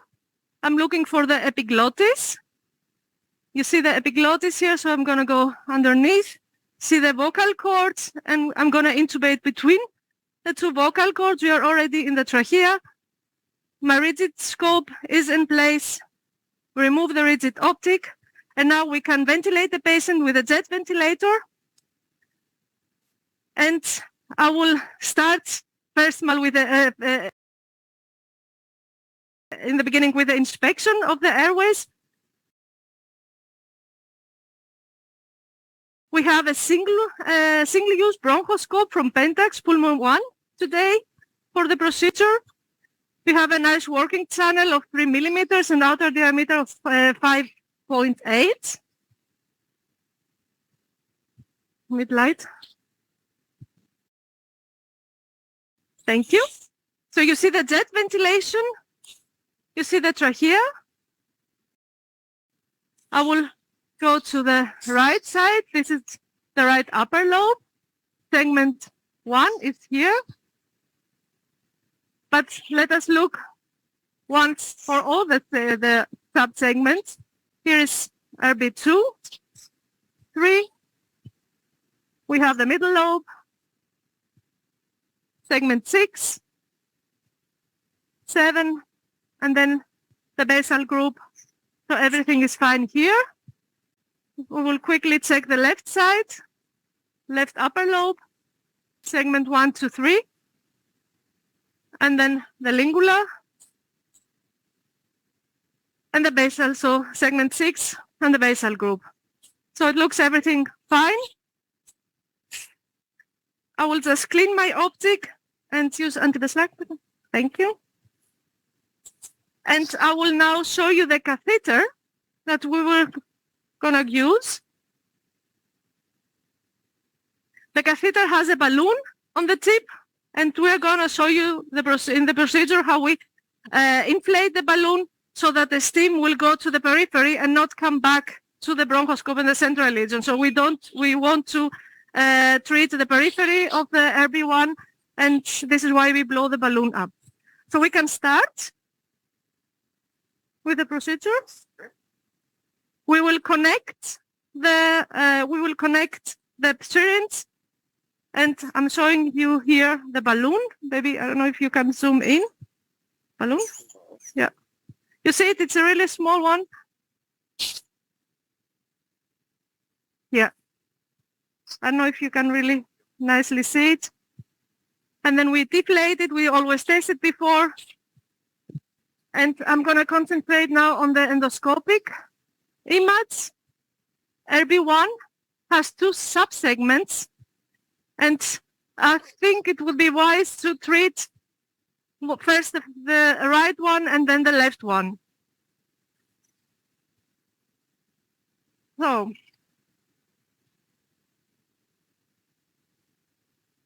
I'm taking the catheter, inserting the catheter in the working channel.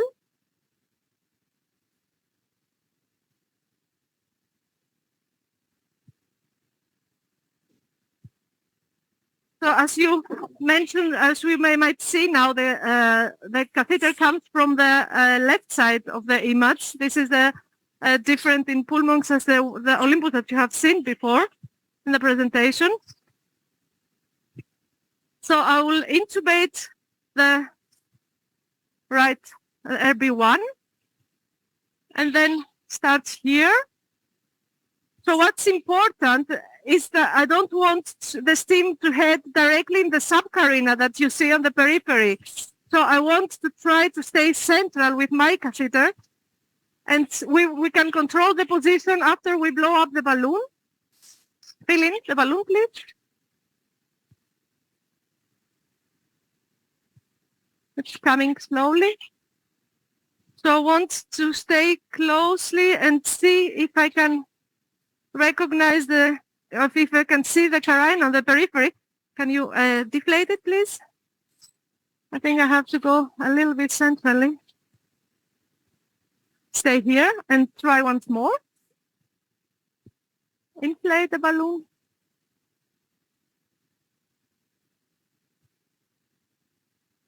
Nice. So we are on the right position now. I'm not sure if it's really clear and visible. I don't know, Felix, if you are happy with the position.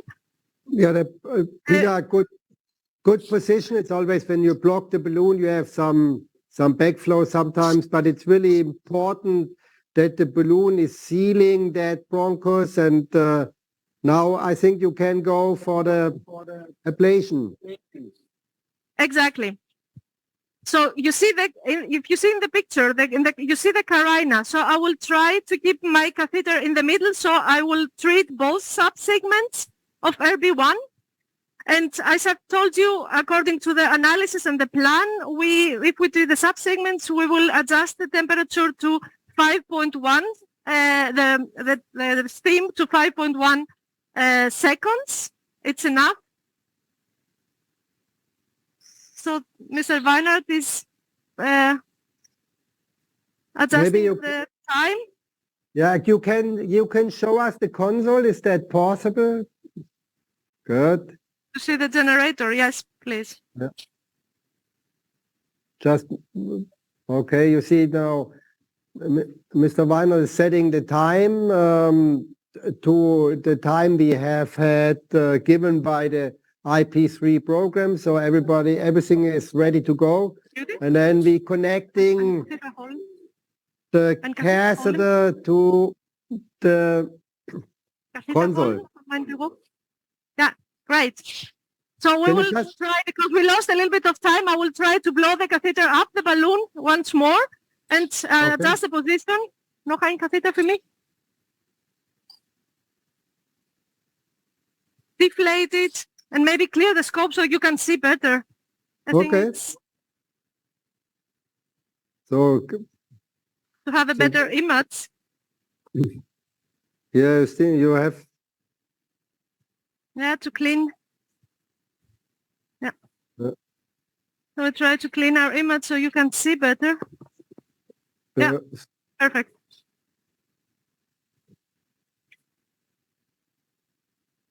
Now you see, this is really live. So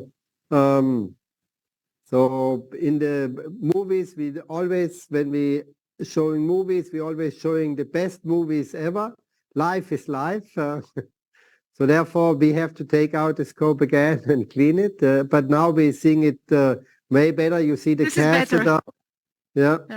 The balloon get me. So we will inflate the balloon again. Great. So we are now in the middle of the subsegment, and if you all agree, we will start with the first ablation. So we have the 5.1 seconds. We adjust the adapter there of the generator on the catheter, and when we say hit, we hit the button and ablate. Okay. Yeah, yes, please.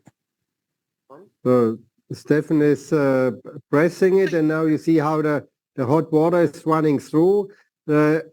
Tina gets hot fingers because the hot water is running through the catheter. She holds it in her hands, and 5 seconds, you see it's over, and now the flow stops. You have to keep the catheter in place, or? So we leave the catheter now at least for 30 seconds because we want to give time to the steam to disseminate in the periphery of the lung of the RB1. We wait, and when we have the 30 seconds, we have deflate the balloon and see the results. So I will remove the catheter and clear the scope so we have a better image. So you see the results in the periphery. You see that the bleached color of the bronchus. So this is where the steam is start working already. So we have 50% of the procedure already finished. We want to treat the second subbronchus of segment RB1. So exactly the same procedure. I will insert my catheter.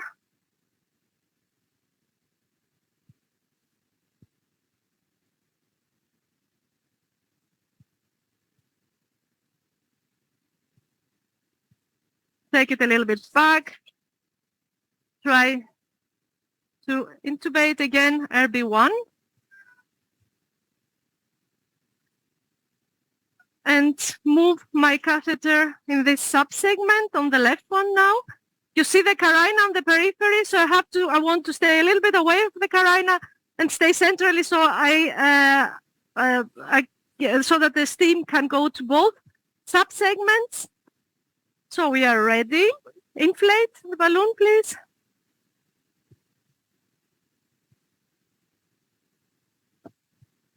If you see that you have secretions like at this point, I would deflate and make sure that, again, clean the scope and deflate, clean the scope again and make sure that I have a nice view.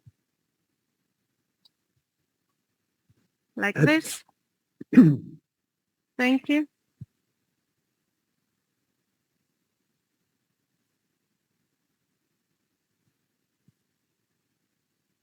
Go back in position.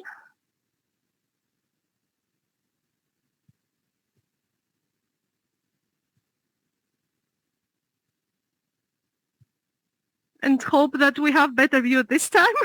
Yeah, this is the mucus we have. Yeah. Nice.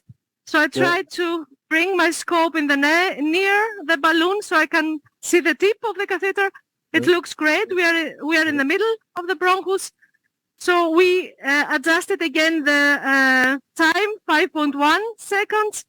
We adjust the generator again to the catheter, and you give me a second. We are ready to go. Okay. You see the steam coming in the middle of the catheter. 5.1 seconds. That's it. We wait with the balloon inflated for 30 seconds. Does anyone have questions, Felix? Are there any marks? The questions are more or less in the chat. The one question was regarding damaging of the scope. So when the hot water is, for whatever reason, flowing back in the system, is there a risk that you damage the scope? To damage our working channel? No. The catheter is already, I'm holding the catheter.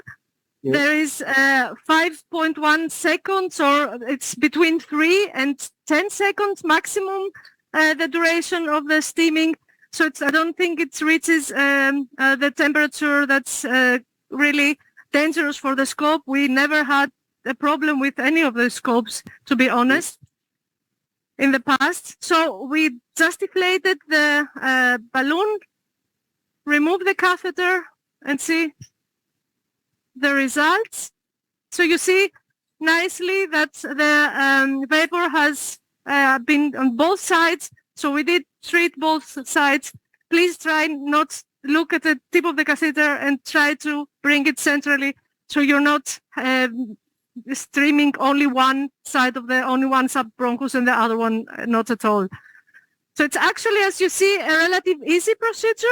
You need the right scope. You need a scope that is able to go and reach the upper lobes, because it's a treatment until now which is accepted only for emphysema of right or left upper lobe emphysema.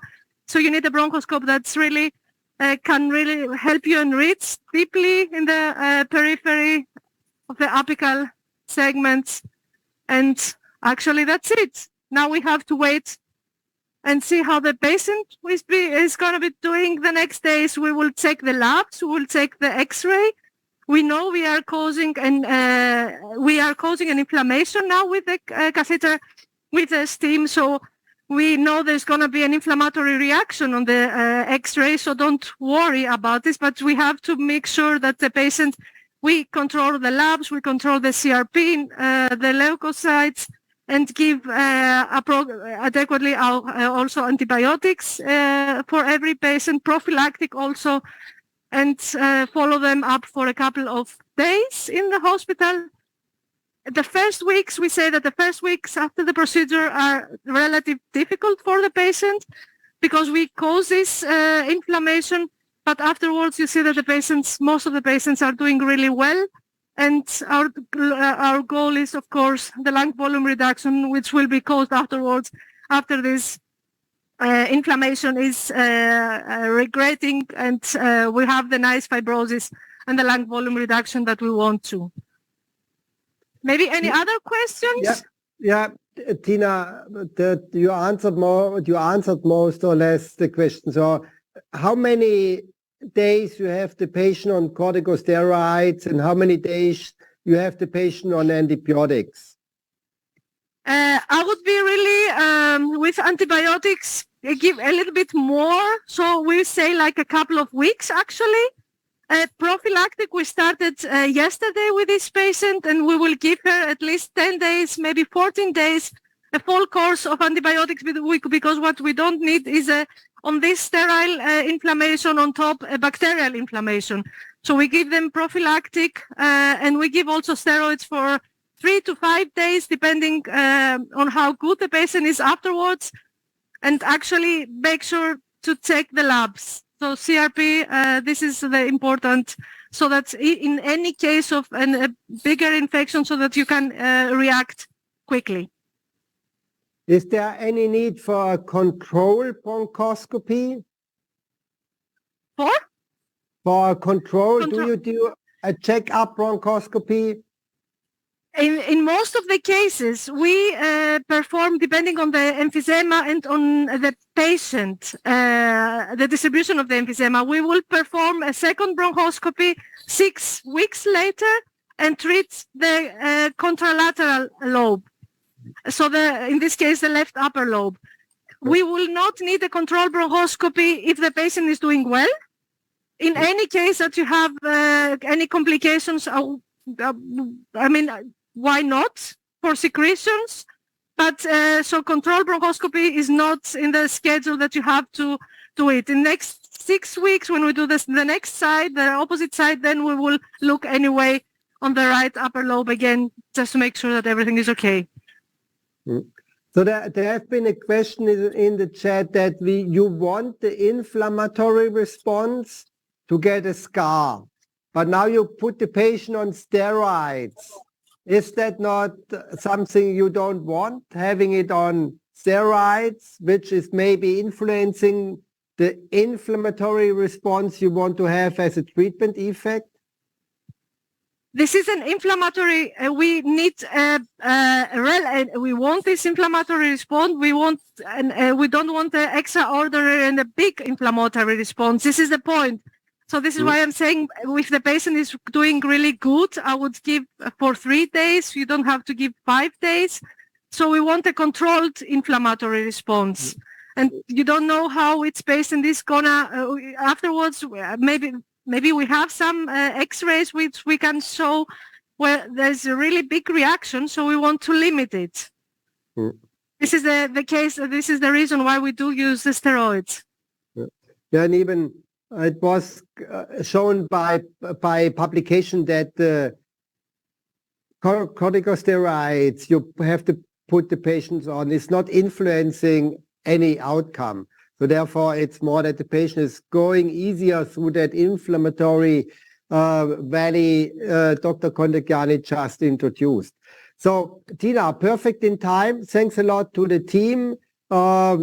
We will see Dr. Contagiani also later a little bit. She will replace me here for the moderation. So Tina, thanks a lot. Thanks a lot to the team, and we will be back in Heidelberg after the Amsterdam cases. Bye-bye. See you later.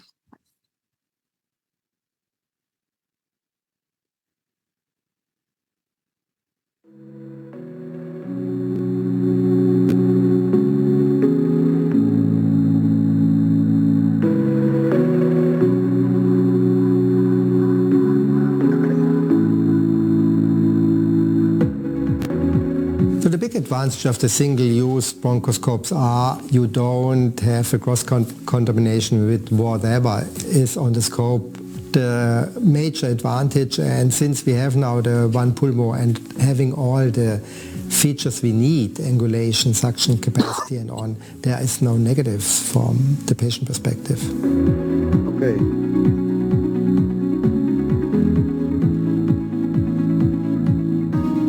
One of the benefits really is the quick use. You just shut on the monitor, you open the box, you connect the scope and you start.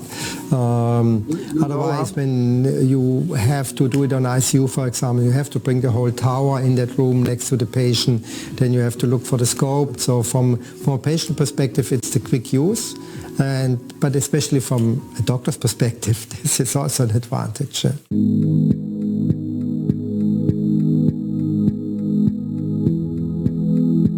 Cost and bronchoscopy is quite an important question, and to be honest, when you go to different departments, I believe most of the physicians have no idea how much really a procedure costs them. And the procedure is not only doing a bronchoscope, what costs the nurse, the reprocessing time, to install the reprocessing unit. This is a complex cost building, and most of the hospital, I think at least in Europe, do not really know how much really a procedure costs them.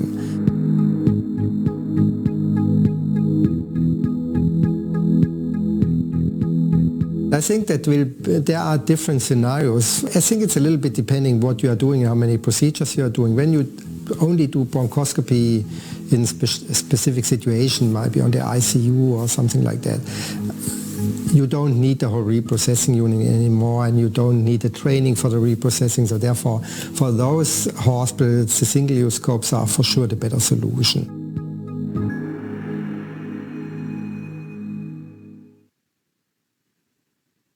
So now we're moving to Amsterdam. Professor Annemar Jauke, great pleasure to have you on board. How's things going in Amsterdam? Good morning, Felix. Dear colleagues, it's a real pleasure to join this event from Amsterdam. And this morning we will show you a combined EBUS and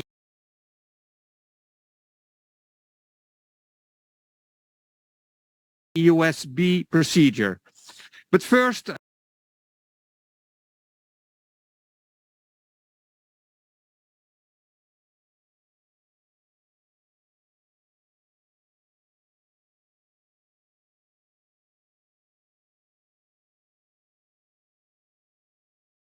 let me discuss the room setup.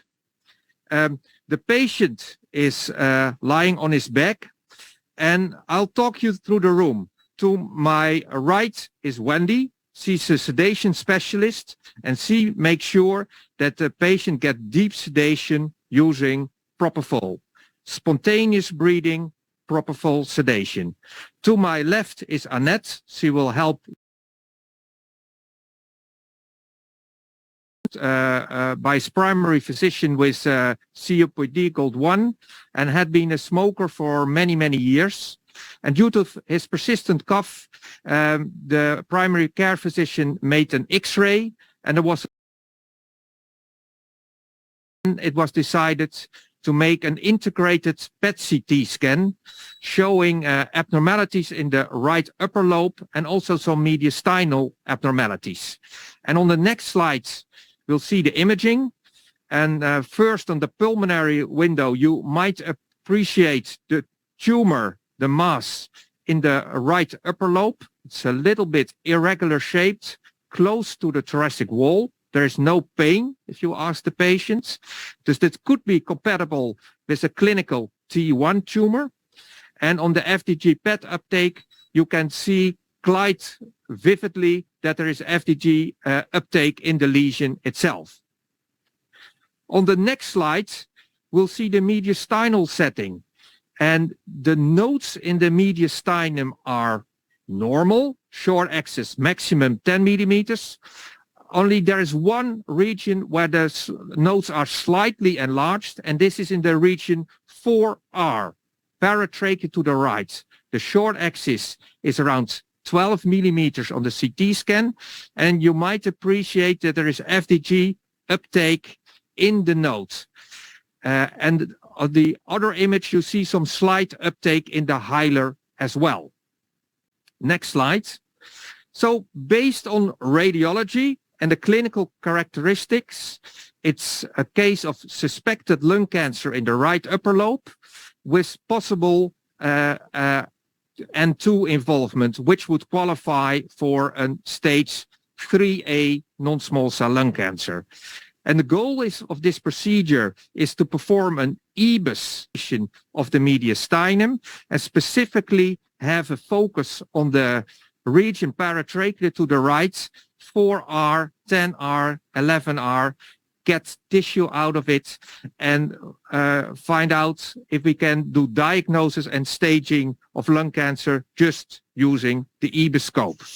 We'll show you the anatomy and the sampling.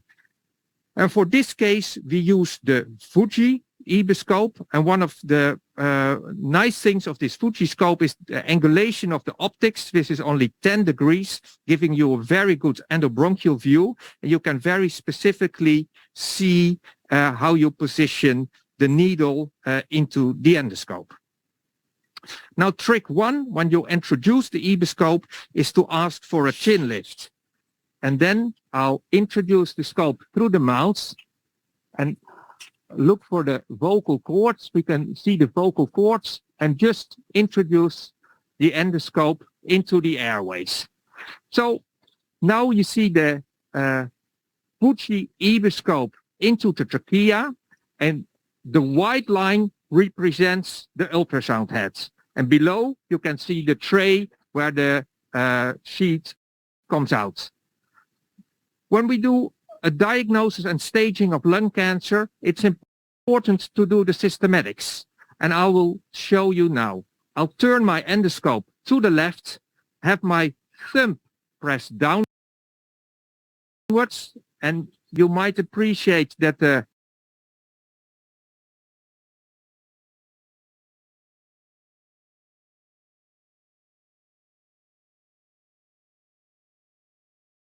ultrasound reducer goes to the wall. I lose the overview, but I see something else. I see something black. And I asked for the Doppler, and here we can see the aorta very nicely depicted. And when I just slide the endoscope down, we can see a very tiny lymph node paratracheal to the left under the aorta, short axis estimated to be 3 to 5 millimeters, vague borders, maybe some fatty sign in it. This is station 4L, contralateral, and it seems normal to me, not enlarged. Ultrasound characteristics compatible with a benign lymph node. Then I bring the scope back to the trachea and I enter the left main bronchus and I press the ultrasound transducer to the subcarinal area. I suck away some mucus and I try to visualize station 7. And we can see the lymph nodes. There is this fatty sign, and this is a sign of malignancy. Then I bring the scope into the left main and bring it to the carina to the left and check for station 11. And there's just a flat lymph node, short axis 4 millimeter, completely normal. And now we move to the area of interest, and that's paratracheal to the right. Again, I turn my wrist, press the ultrasound transducer down, and I look for the azygos vein.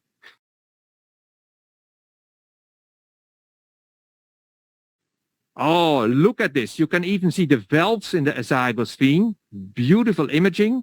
And Annette is giving you Doppler as well, showing that this is the vessel, the flow in the azygos vein. And now the Doppler goes off, and then we slowly go upwards. And here we see a lymph node. You can also see the azygos vein draining into the superior vena cava. It's very beautiful imaging. And on top, there is a lymph node. It's enlarged up to 50. And there is the region 10. Patient starts to cough a little bit. I give a little bit of lidocaine.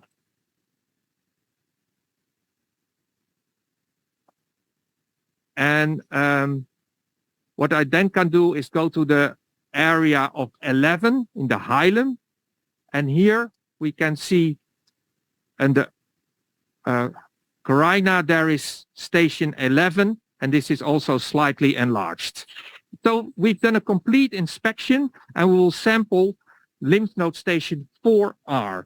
And now I'll get the needle, and we'll use the Mediglobe Proflex needle, 22 gauge. And we try to sample the lymph node. So Felix, what do you think of the ultrasound characteristics of this lymph node? Yeah, Joke, you already mentioned that lymph node position 7 with that fatty lesion in between looks more benign, but 4R, I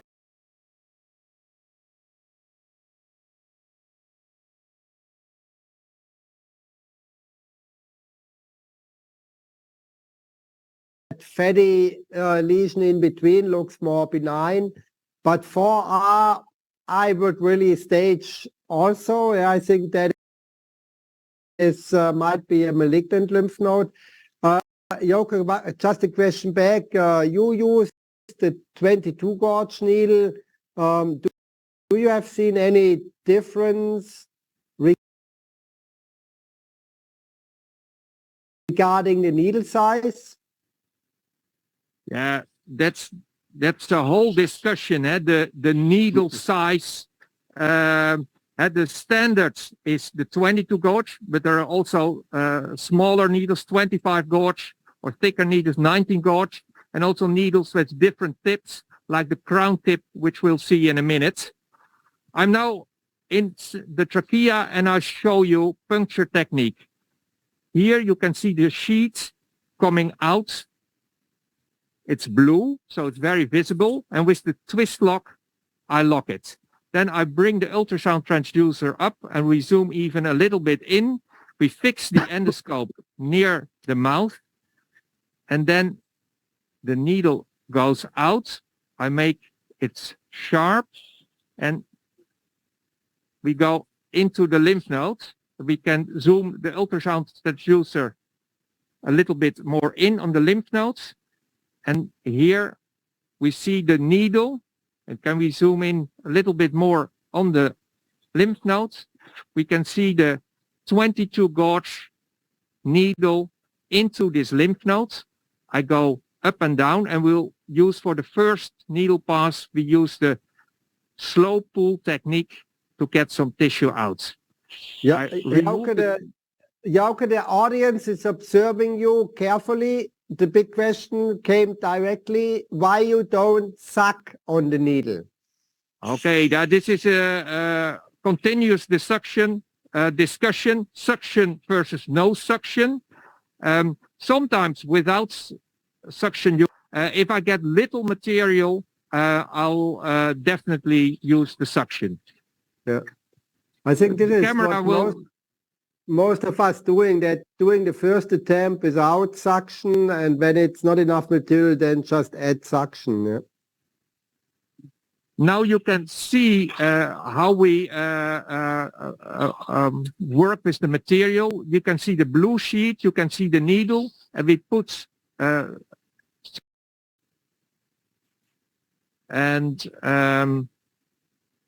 we can already do some on-site evaluation. Can I now get the crown tip? So if we talk about needles, and it will be one of the topics of today, we have sizes, 22 gauge versus 19 and 25. We have the mediastinal cryobiopsy, which you will see. Needle, the Procore, the Acquire, and the crown tip. And we'll use now Mediglobe, a 22 gauge with the crown tip. And this tip is specially designed to get optimal and studies are pending to show its possible benefit over needles with a normal bevel chip tip. Again, I'm in the trachea. You can see the sheet. I have a protected working channel. Then we move again to the target lesion. We'll fix the endoscope. And now we go into the lesion. And maybe now we have the stylet completely out and we put suction on it. So you can see the tip, the crown tip on the lymph nodes 4R, and you might appreciate the tip of this needle. It's quite good visible on the ultrasound. Target exactly where I want the tip of the needle to be. It's close to the vena cava, and I go up and down, and we now stop the suction. I remove the needle again. And while the material will be processed, I can again show you briefly the systematic EBUS. So in the trachea, go to the left, aorta, station 4L. The subcarinal station 7. If you want to move into the left main bronchus, you place it on the carina to the left, which is normal. Now we remove some suction, and if you put the transducer to the right, look for the azygos vein for R. Jauke, can you switch to the ultrasound image? Okay, now. We have seen the endoscopic image. Okay, again, the ultrasound image. Yeah. And I'll demonstrate you how quickly a systematic EBUS work. So, aorta, this is station 4L, normal. This is station 7, slightly enlarged. This is station, we have to get some clear view. Cut away some mucus, introduce in the left main to go for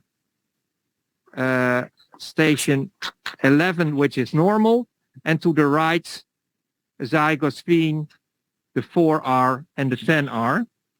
So we can do one biopsy again. Again, go back to neutral position, fix the endoscope, make sure you see the sheet coming out. And you can see the blue. Find the lesion.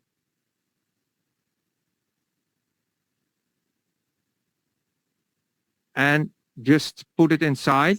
We can zoom in even a little bit more. And the needle goes up and down.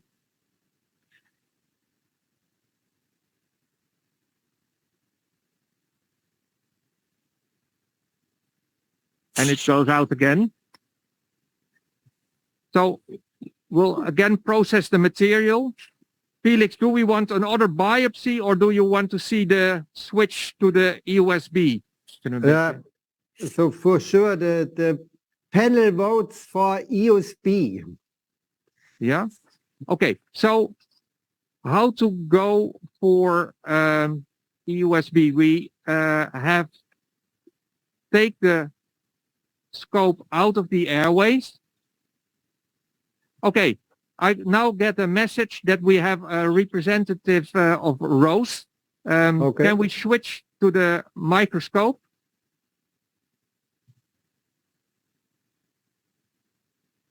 Oh. So we have a big screen always where we have immediate on-site feedback. And Remco, what do you see? Well, when you see here, there's you can see a very diffuse image of lymphoid material. You see very large cellular bodies with large nuclei and pretty big nucleoli also. Very eccentric nuclei, and that's very indicative of an adenocarcinoma. Yeah. Congratulations. Okay. So we have a diagnosis of 4R.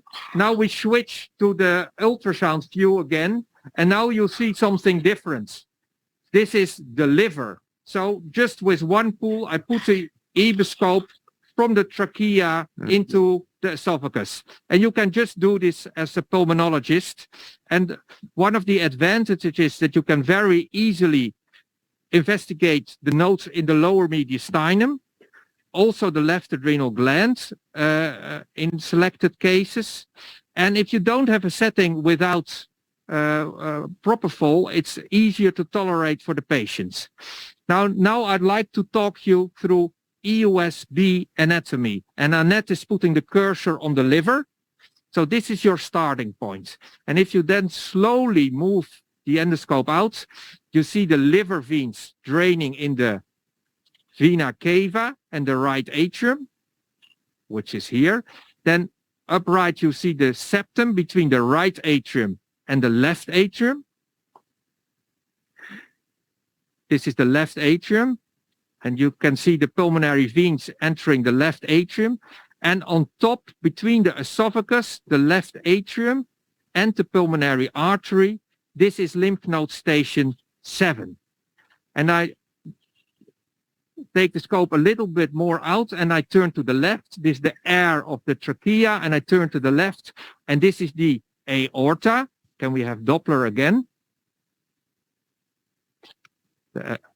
And then just below station 4L. Oh, beautiful. You can see the aorta and the bronchial arteries branching off the aorta. And this is really, really nice visualization. And you should be aware that these bronchial arteries are there, especially when you sample 4L, look for them and then avoid them. But luckily, 4L is negative, but on 7, there's something to see. We stop with the Doppler, and I ask Yvonne for the needle. And now we'll show you EUSB FNA with the Mediglobe flex needle from 1900.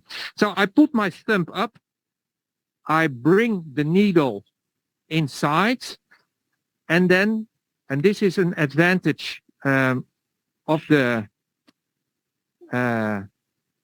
Fuji scope, if you are lucky, you can see in the tray that the needle comes, the sheet comes out, the blue thing. Now Can you show us the endoscopic image? We have the ultrasound image. Yeah. So on the endoscopic image, you can see the mucosa of the esophagus. Yeah. Then I have my thumb up. Then I see the tray of the Fuji scope.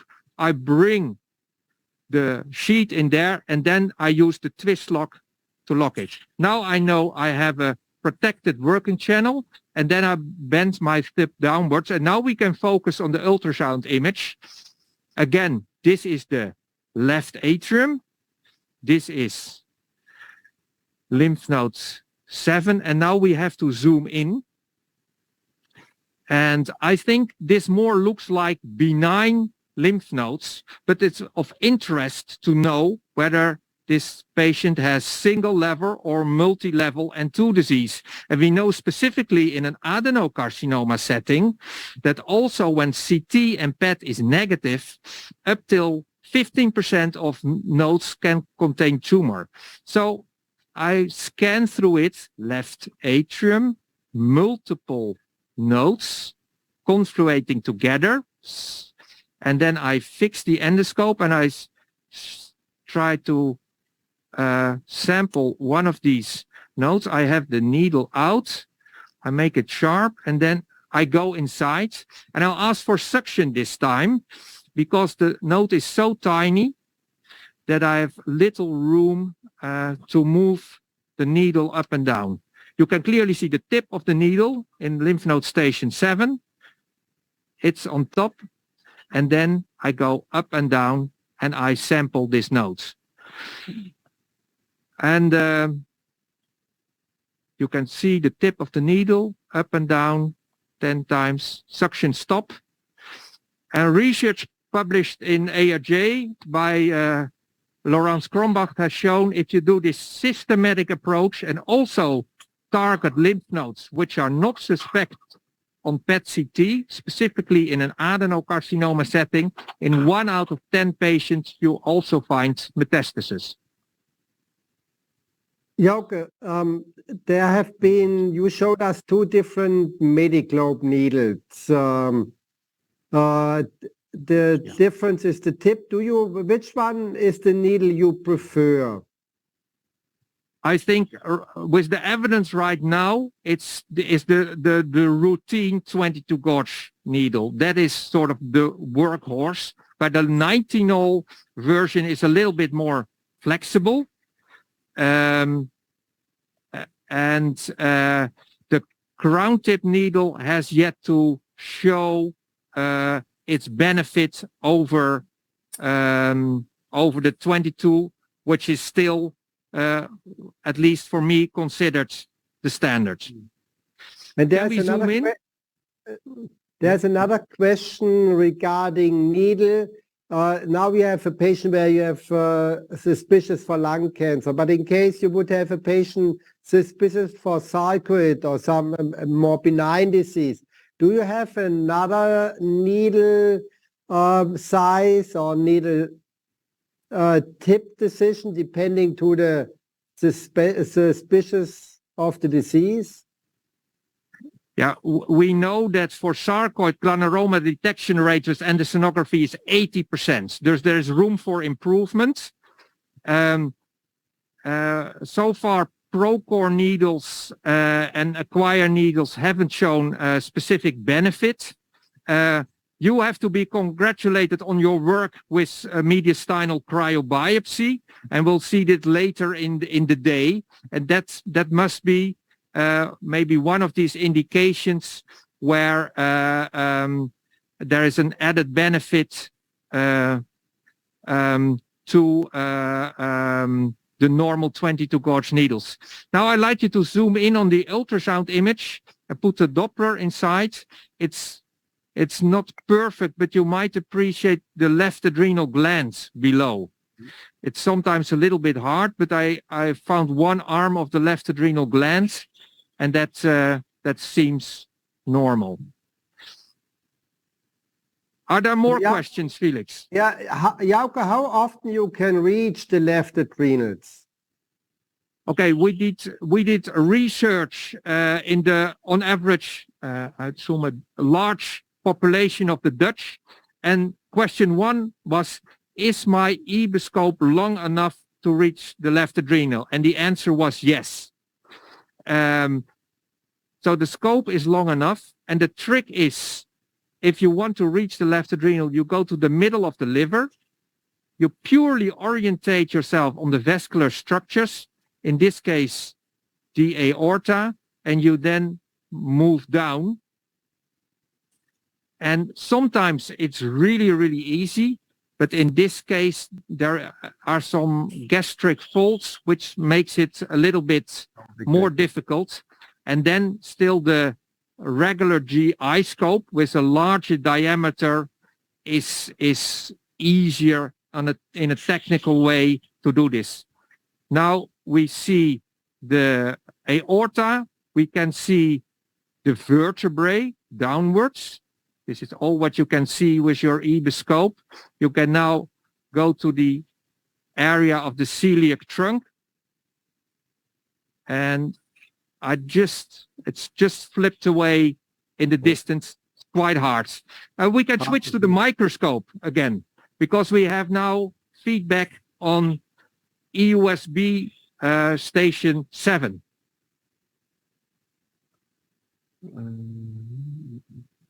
Yeah. Okay, we're seeing it. Just a little bit sharp. Okay, great. Yeah, there. Sorry, what you can see here is a nice lymph node with a very diffuse pattern of lymphoid cells in a background of blood. There's not much more to say about that, actually. So Okay. we show you systematic EBUS and EUSB. Yeah, I think really, Jauke, you showed us nicely within 25 minutes, complete medicinal staging via the airways. You showed us how we can use our eboscope via the esophagus. So great show. Congratulations to you and the whole team. You see, the EBUS and EOS procedure, as all other intervention procedures, are not a procedure of a person, it's a procedure of a team. Jauke is working harder and doing more. So therefore, thanks a lot to Amsterdam. We will be back in Amsterdam after the next case. Jauke, thanks again. And now we are moving back to Heidelberg.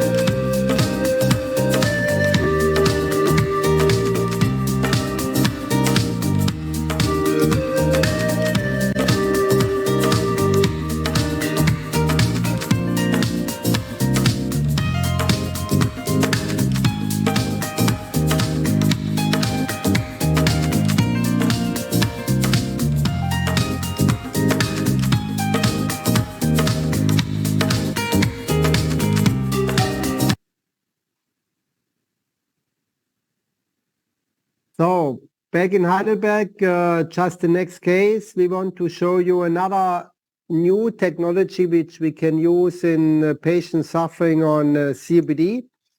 But we don't focus now on patients suffering on emphysema.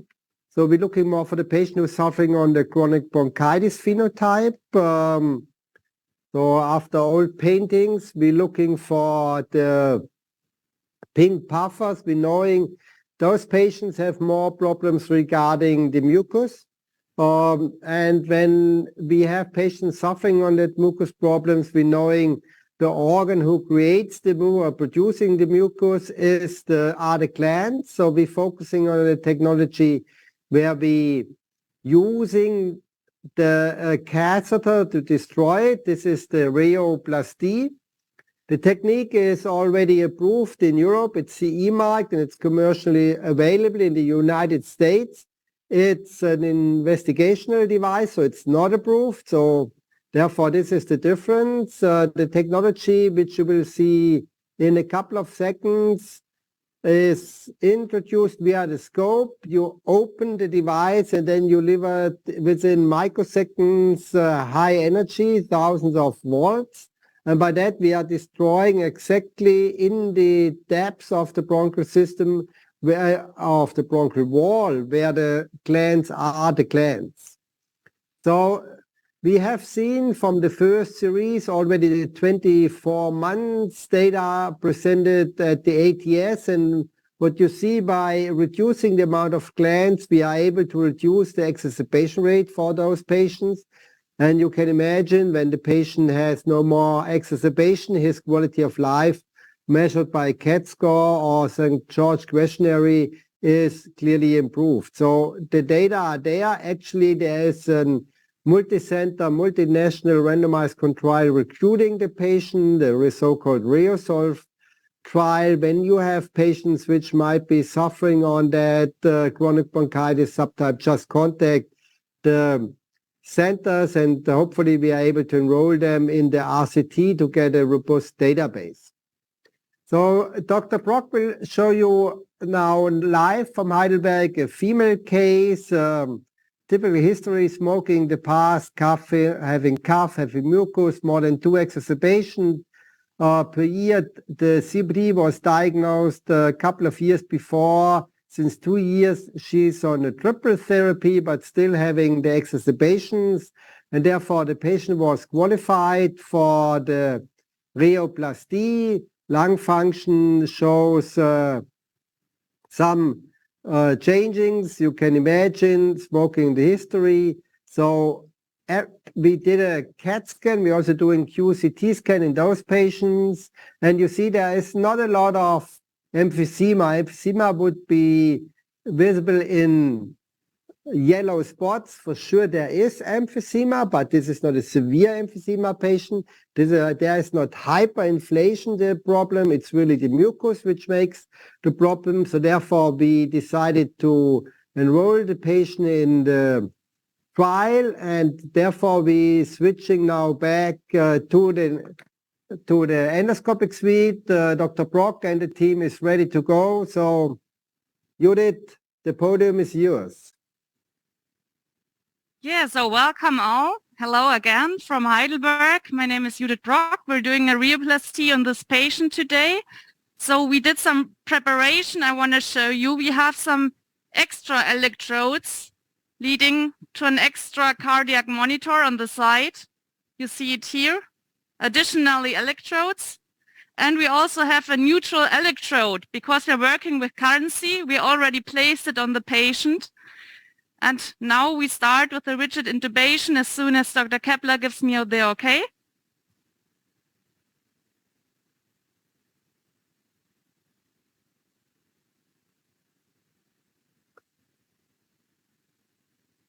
So the question came in if you have to do that procedure in a rigid way, or if you can do also other types of intubations. For sure, you don't have to do that via the rigid scope, but this is here the preferred method we're doing. So this is why Dr. Brock just intubated the patient quickly. Yes, so you will see later on, we're doing this under FeO2 of 40%. And if you have a patient that is already on oxygen, you may have problems just with jet ventilation in the rigid scope. So in this case, we would use the tube. So just endotracheal intubation. We have already done that before. This is also possible. So you don't have to do the rigid. So I want to show you the bronchoscope I'm using today. It's one of the new series, a new therapeutic bronchoscope of the 1100 series. With a new projector, you have a better view, you have another processor. so you will enjoy the view. And first, what we do in a rheoplasty patient is inspecting the airways and cleaning the airways.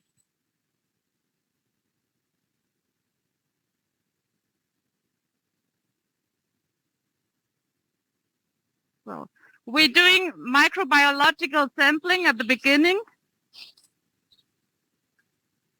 And I think if the patient develops infection afterwards, we already have bacteria, and you see the mucus here. And you see the mucus, so you see now really endoscopically why that patient need a rheoplasty. So it is essential to do an inspection of the airways before. You want to clean everything before you start. Because if you have too much secretion during the procedure, it lasts really long. So we always do that at the beginning. You see the mucus overall. We are only treating the right side today. So it's a stepwise procedure. We're doing the right side, and 6 weeks or 4 weeks later, we're doing the left side. And we're treating everything from the periphery to the trachea. Okay. So before we start, again, I want to show you the monitor and the generator. Perhaps we can have a look at the side. We have an extra generator here. You see the heart beating, and you see the cardiac monitor. It's like every application of energy is delivered to the actual heart rhythm. You will see if you have extra systoles, then the monitor says, oh, okay, no stable rhythm, so you can't treat. This is the reason why patients with atrial fibrillation, they are excluded. You can't treat them because it doesn't work. And you see always the heart, and you see the generator counting from 1 to 5. You'll see it more down if you can go down. Yes. You will see later on when I deliver the energy, it's counting from 1 to 5, and then there is a signal that tells you, okay, ready, everything was fine. Or there's a bad signal that says you, no, it was not successful. Or if you stop switching on the foot pedal, then it just stops and you have another signal. So this is important. And the other thing is I want to show the catheter right now. So if you can handle it to me. Perhaps you can zoom on me to show the catheter. Yes, we have it here. You see there is a system. If I make it like this, so try to show it to you. So deine Hand davor legen.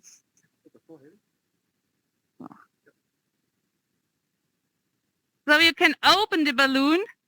You see that? And then you can close the balloon again. And you see when you have a big airway, you open the balloon, there is not so much area that you cover. If you have a small diameter of the airway, you cover much more surface of the bronchial wall. Okay.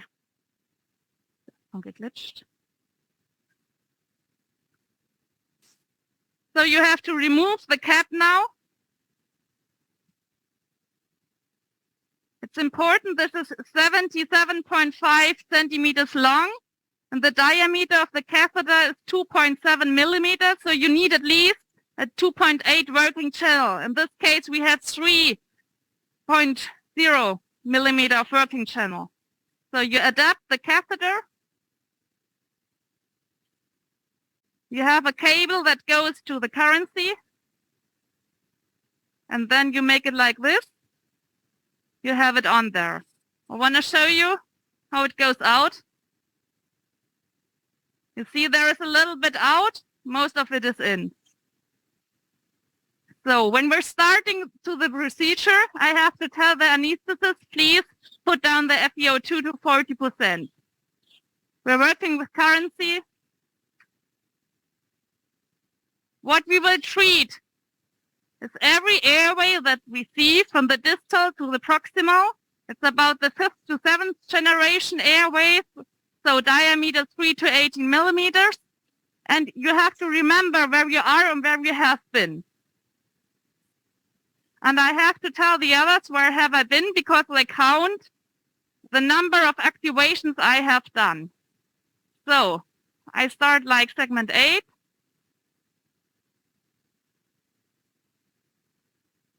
Putting out the catheter. What you don't see is I have a foot pedal over me. Now I open the balloon. Are we ready for FiO2? So, and then I'll step in the pedal. You hear the sound, it's counting.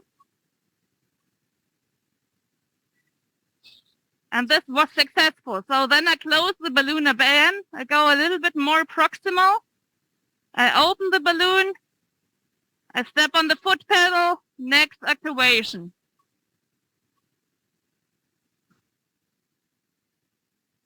Closing the balloon, coming more proximally. Open it, stepping on the foot pedal. So this is non-thermal. This is a question that is always asked. It's not thermal like thermoplasty. It seems really similar, but it's totally different from the physical perspective. So now we treat the second area here. We want to have every segment. And sometimes it's hard to have a good look. The more secretion, the more difficult. And perhaps we can now show the generator in order to show what we see there when I step on the foot pedal. Perhaps you can zoom on the right. Thank you.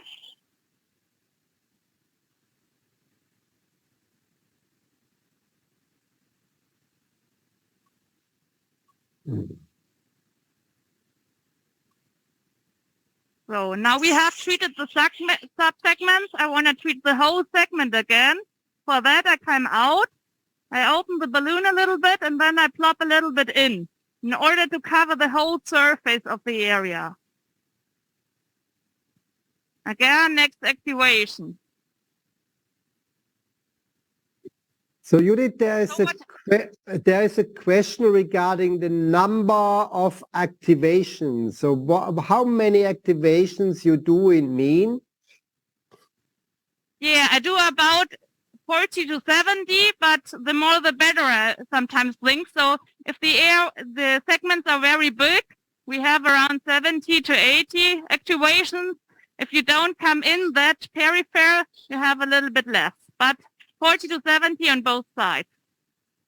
And due to the reason that you have to treat both sides, so left side, right side, you need 2 procedures. You do everything in one session.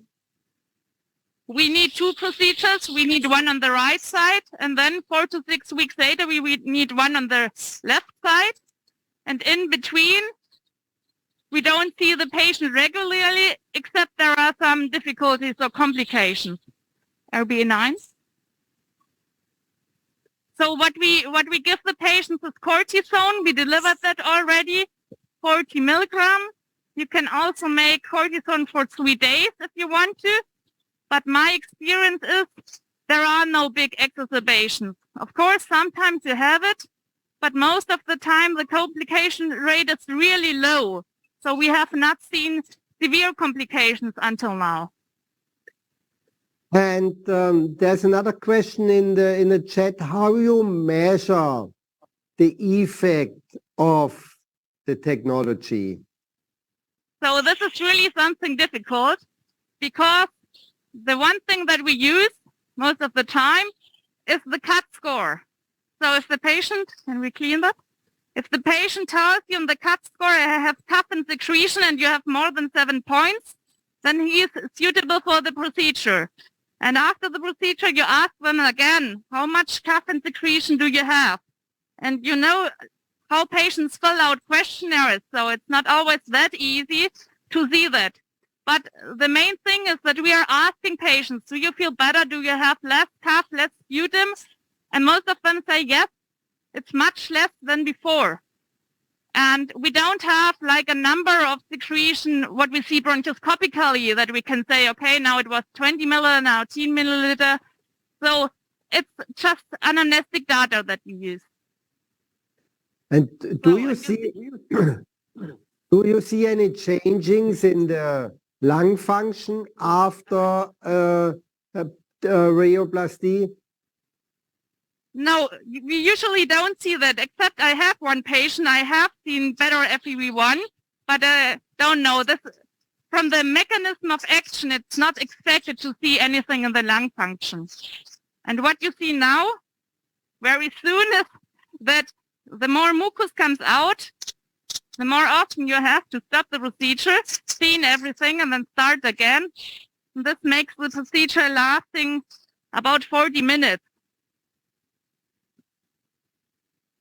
So the question came up from Ping Li from Singapore. She is using a lot of catheter technologies in asthma, doing a lot of thermoplasty patient, and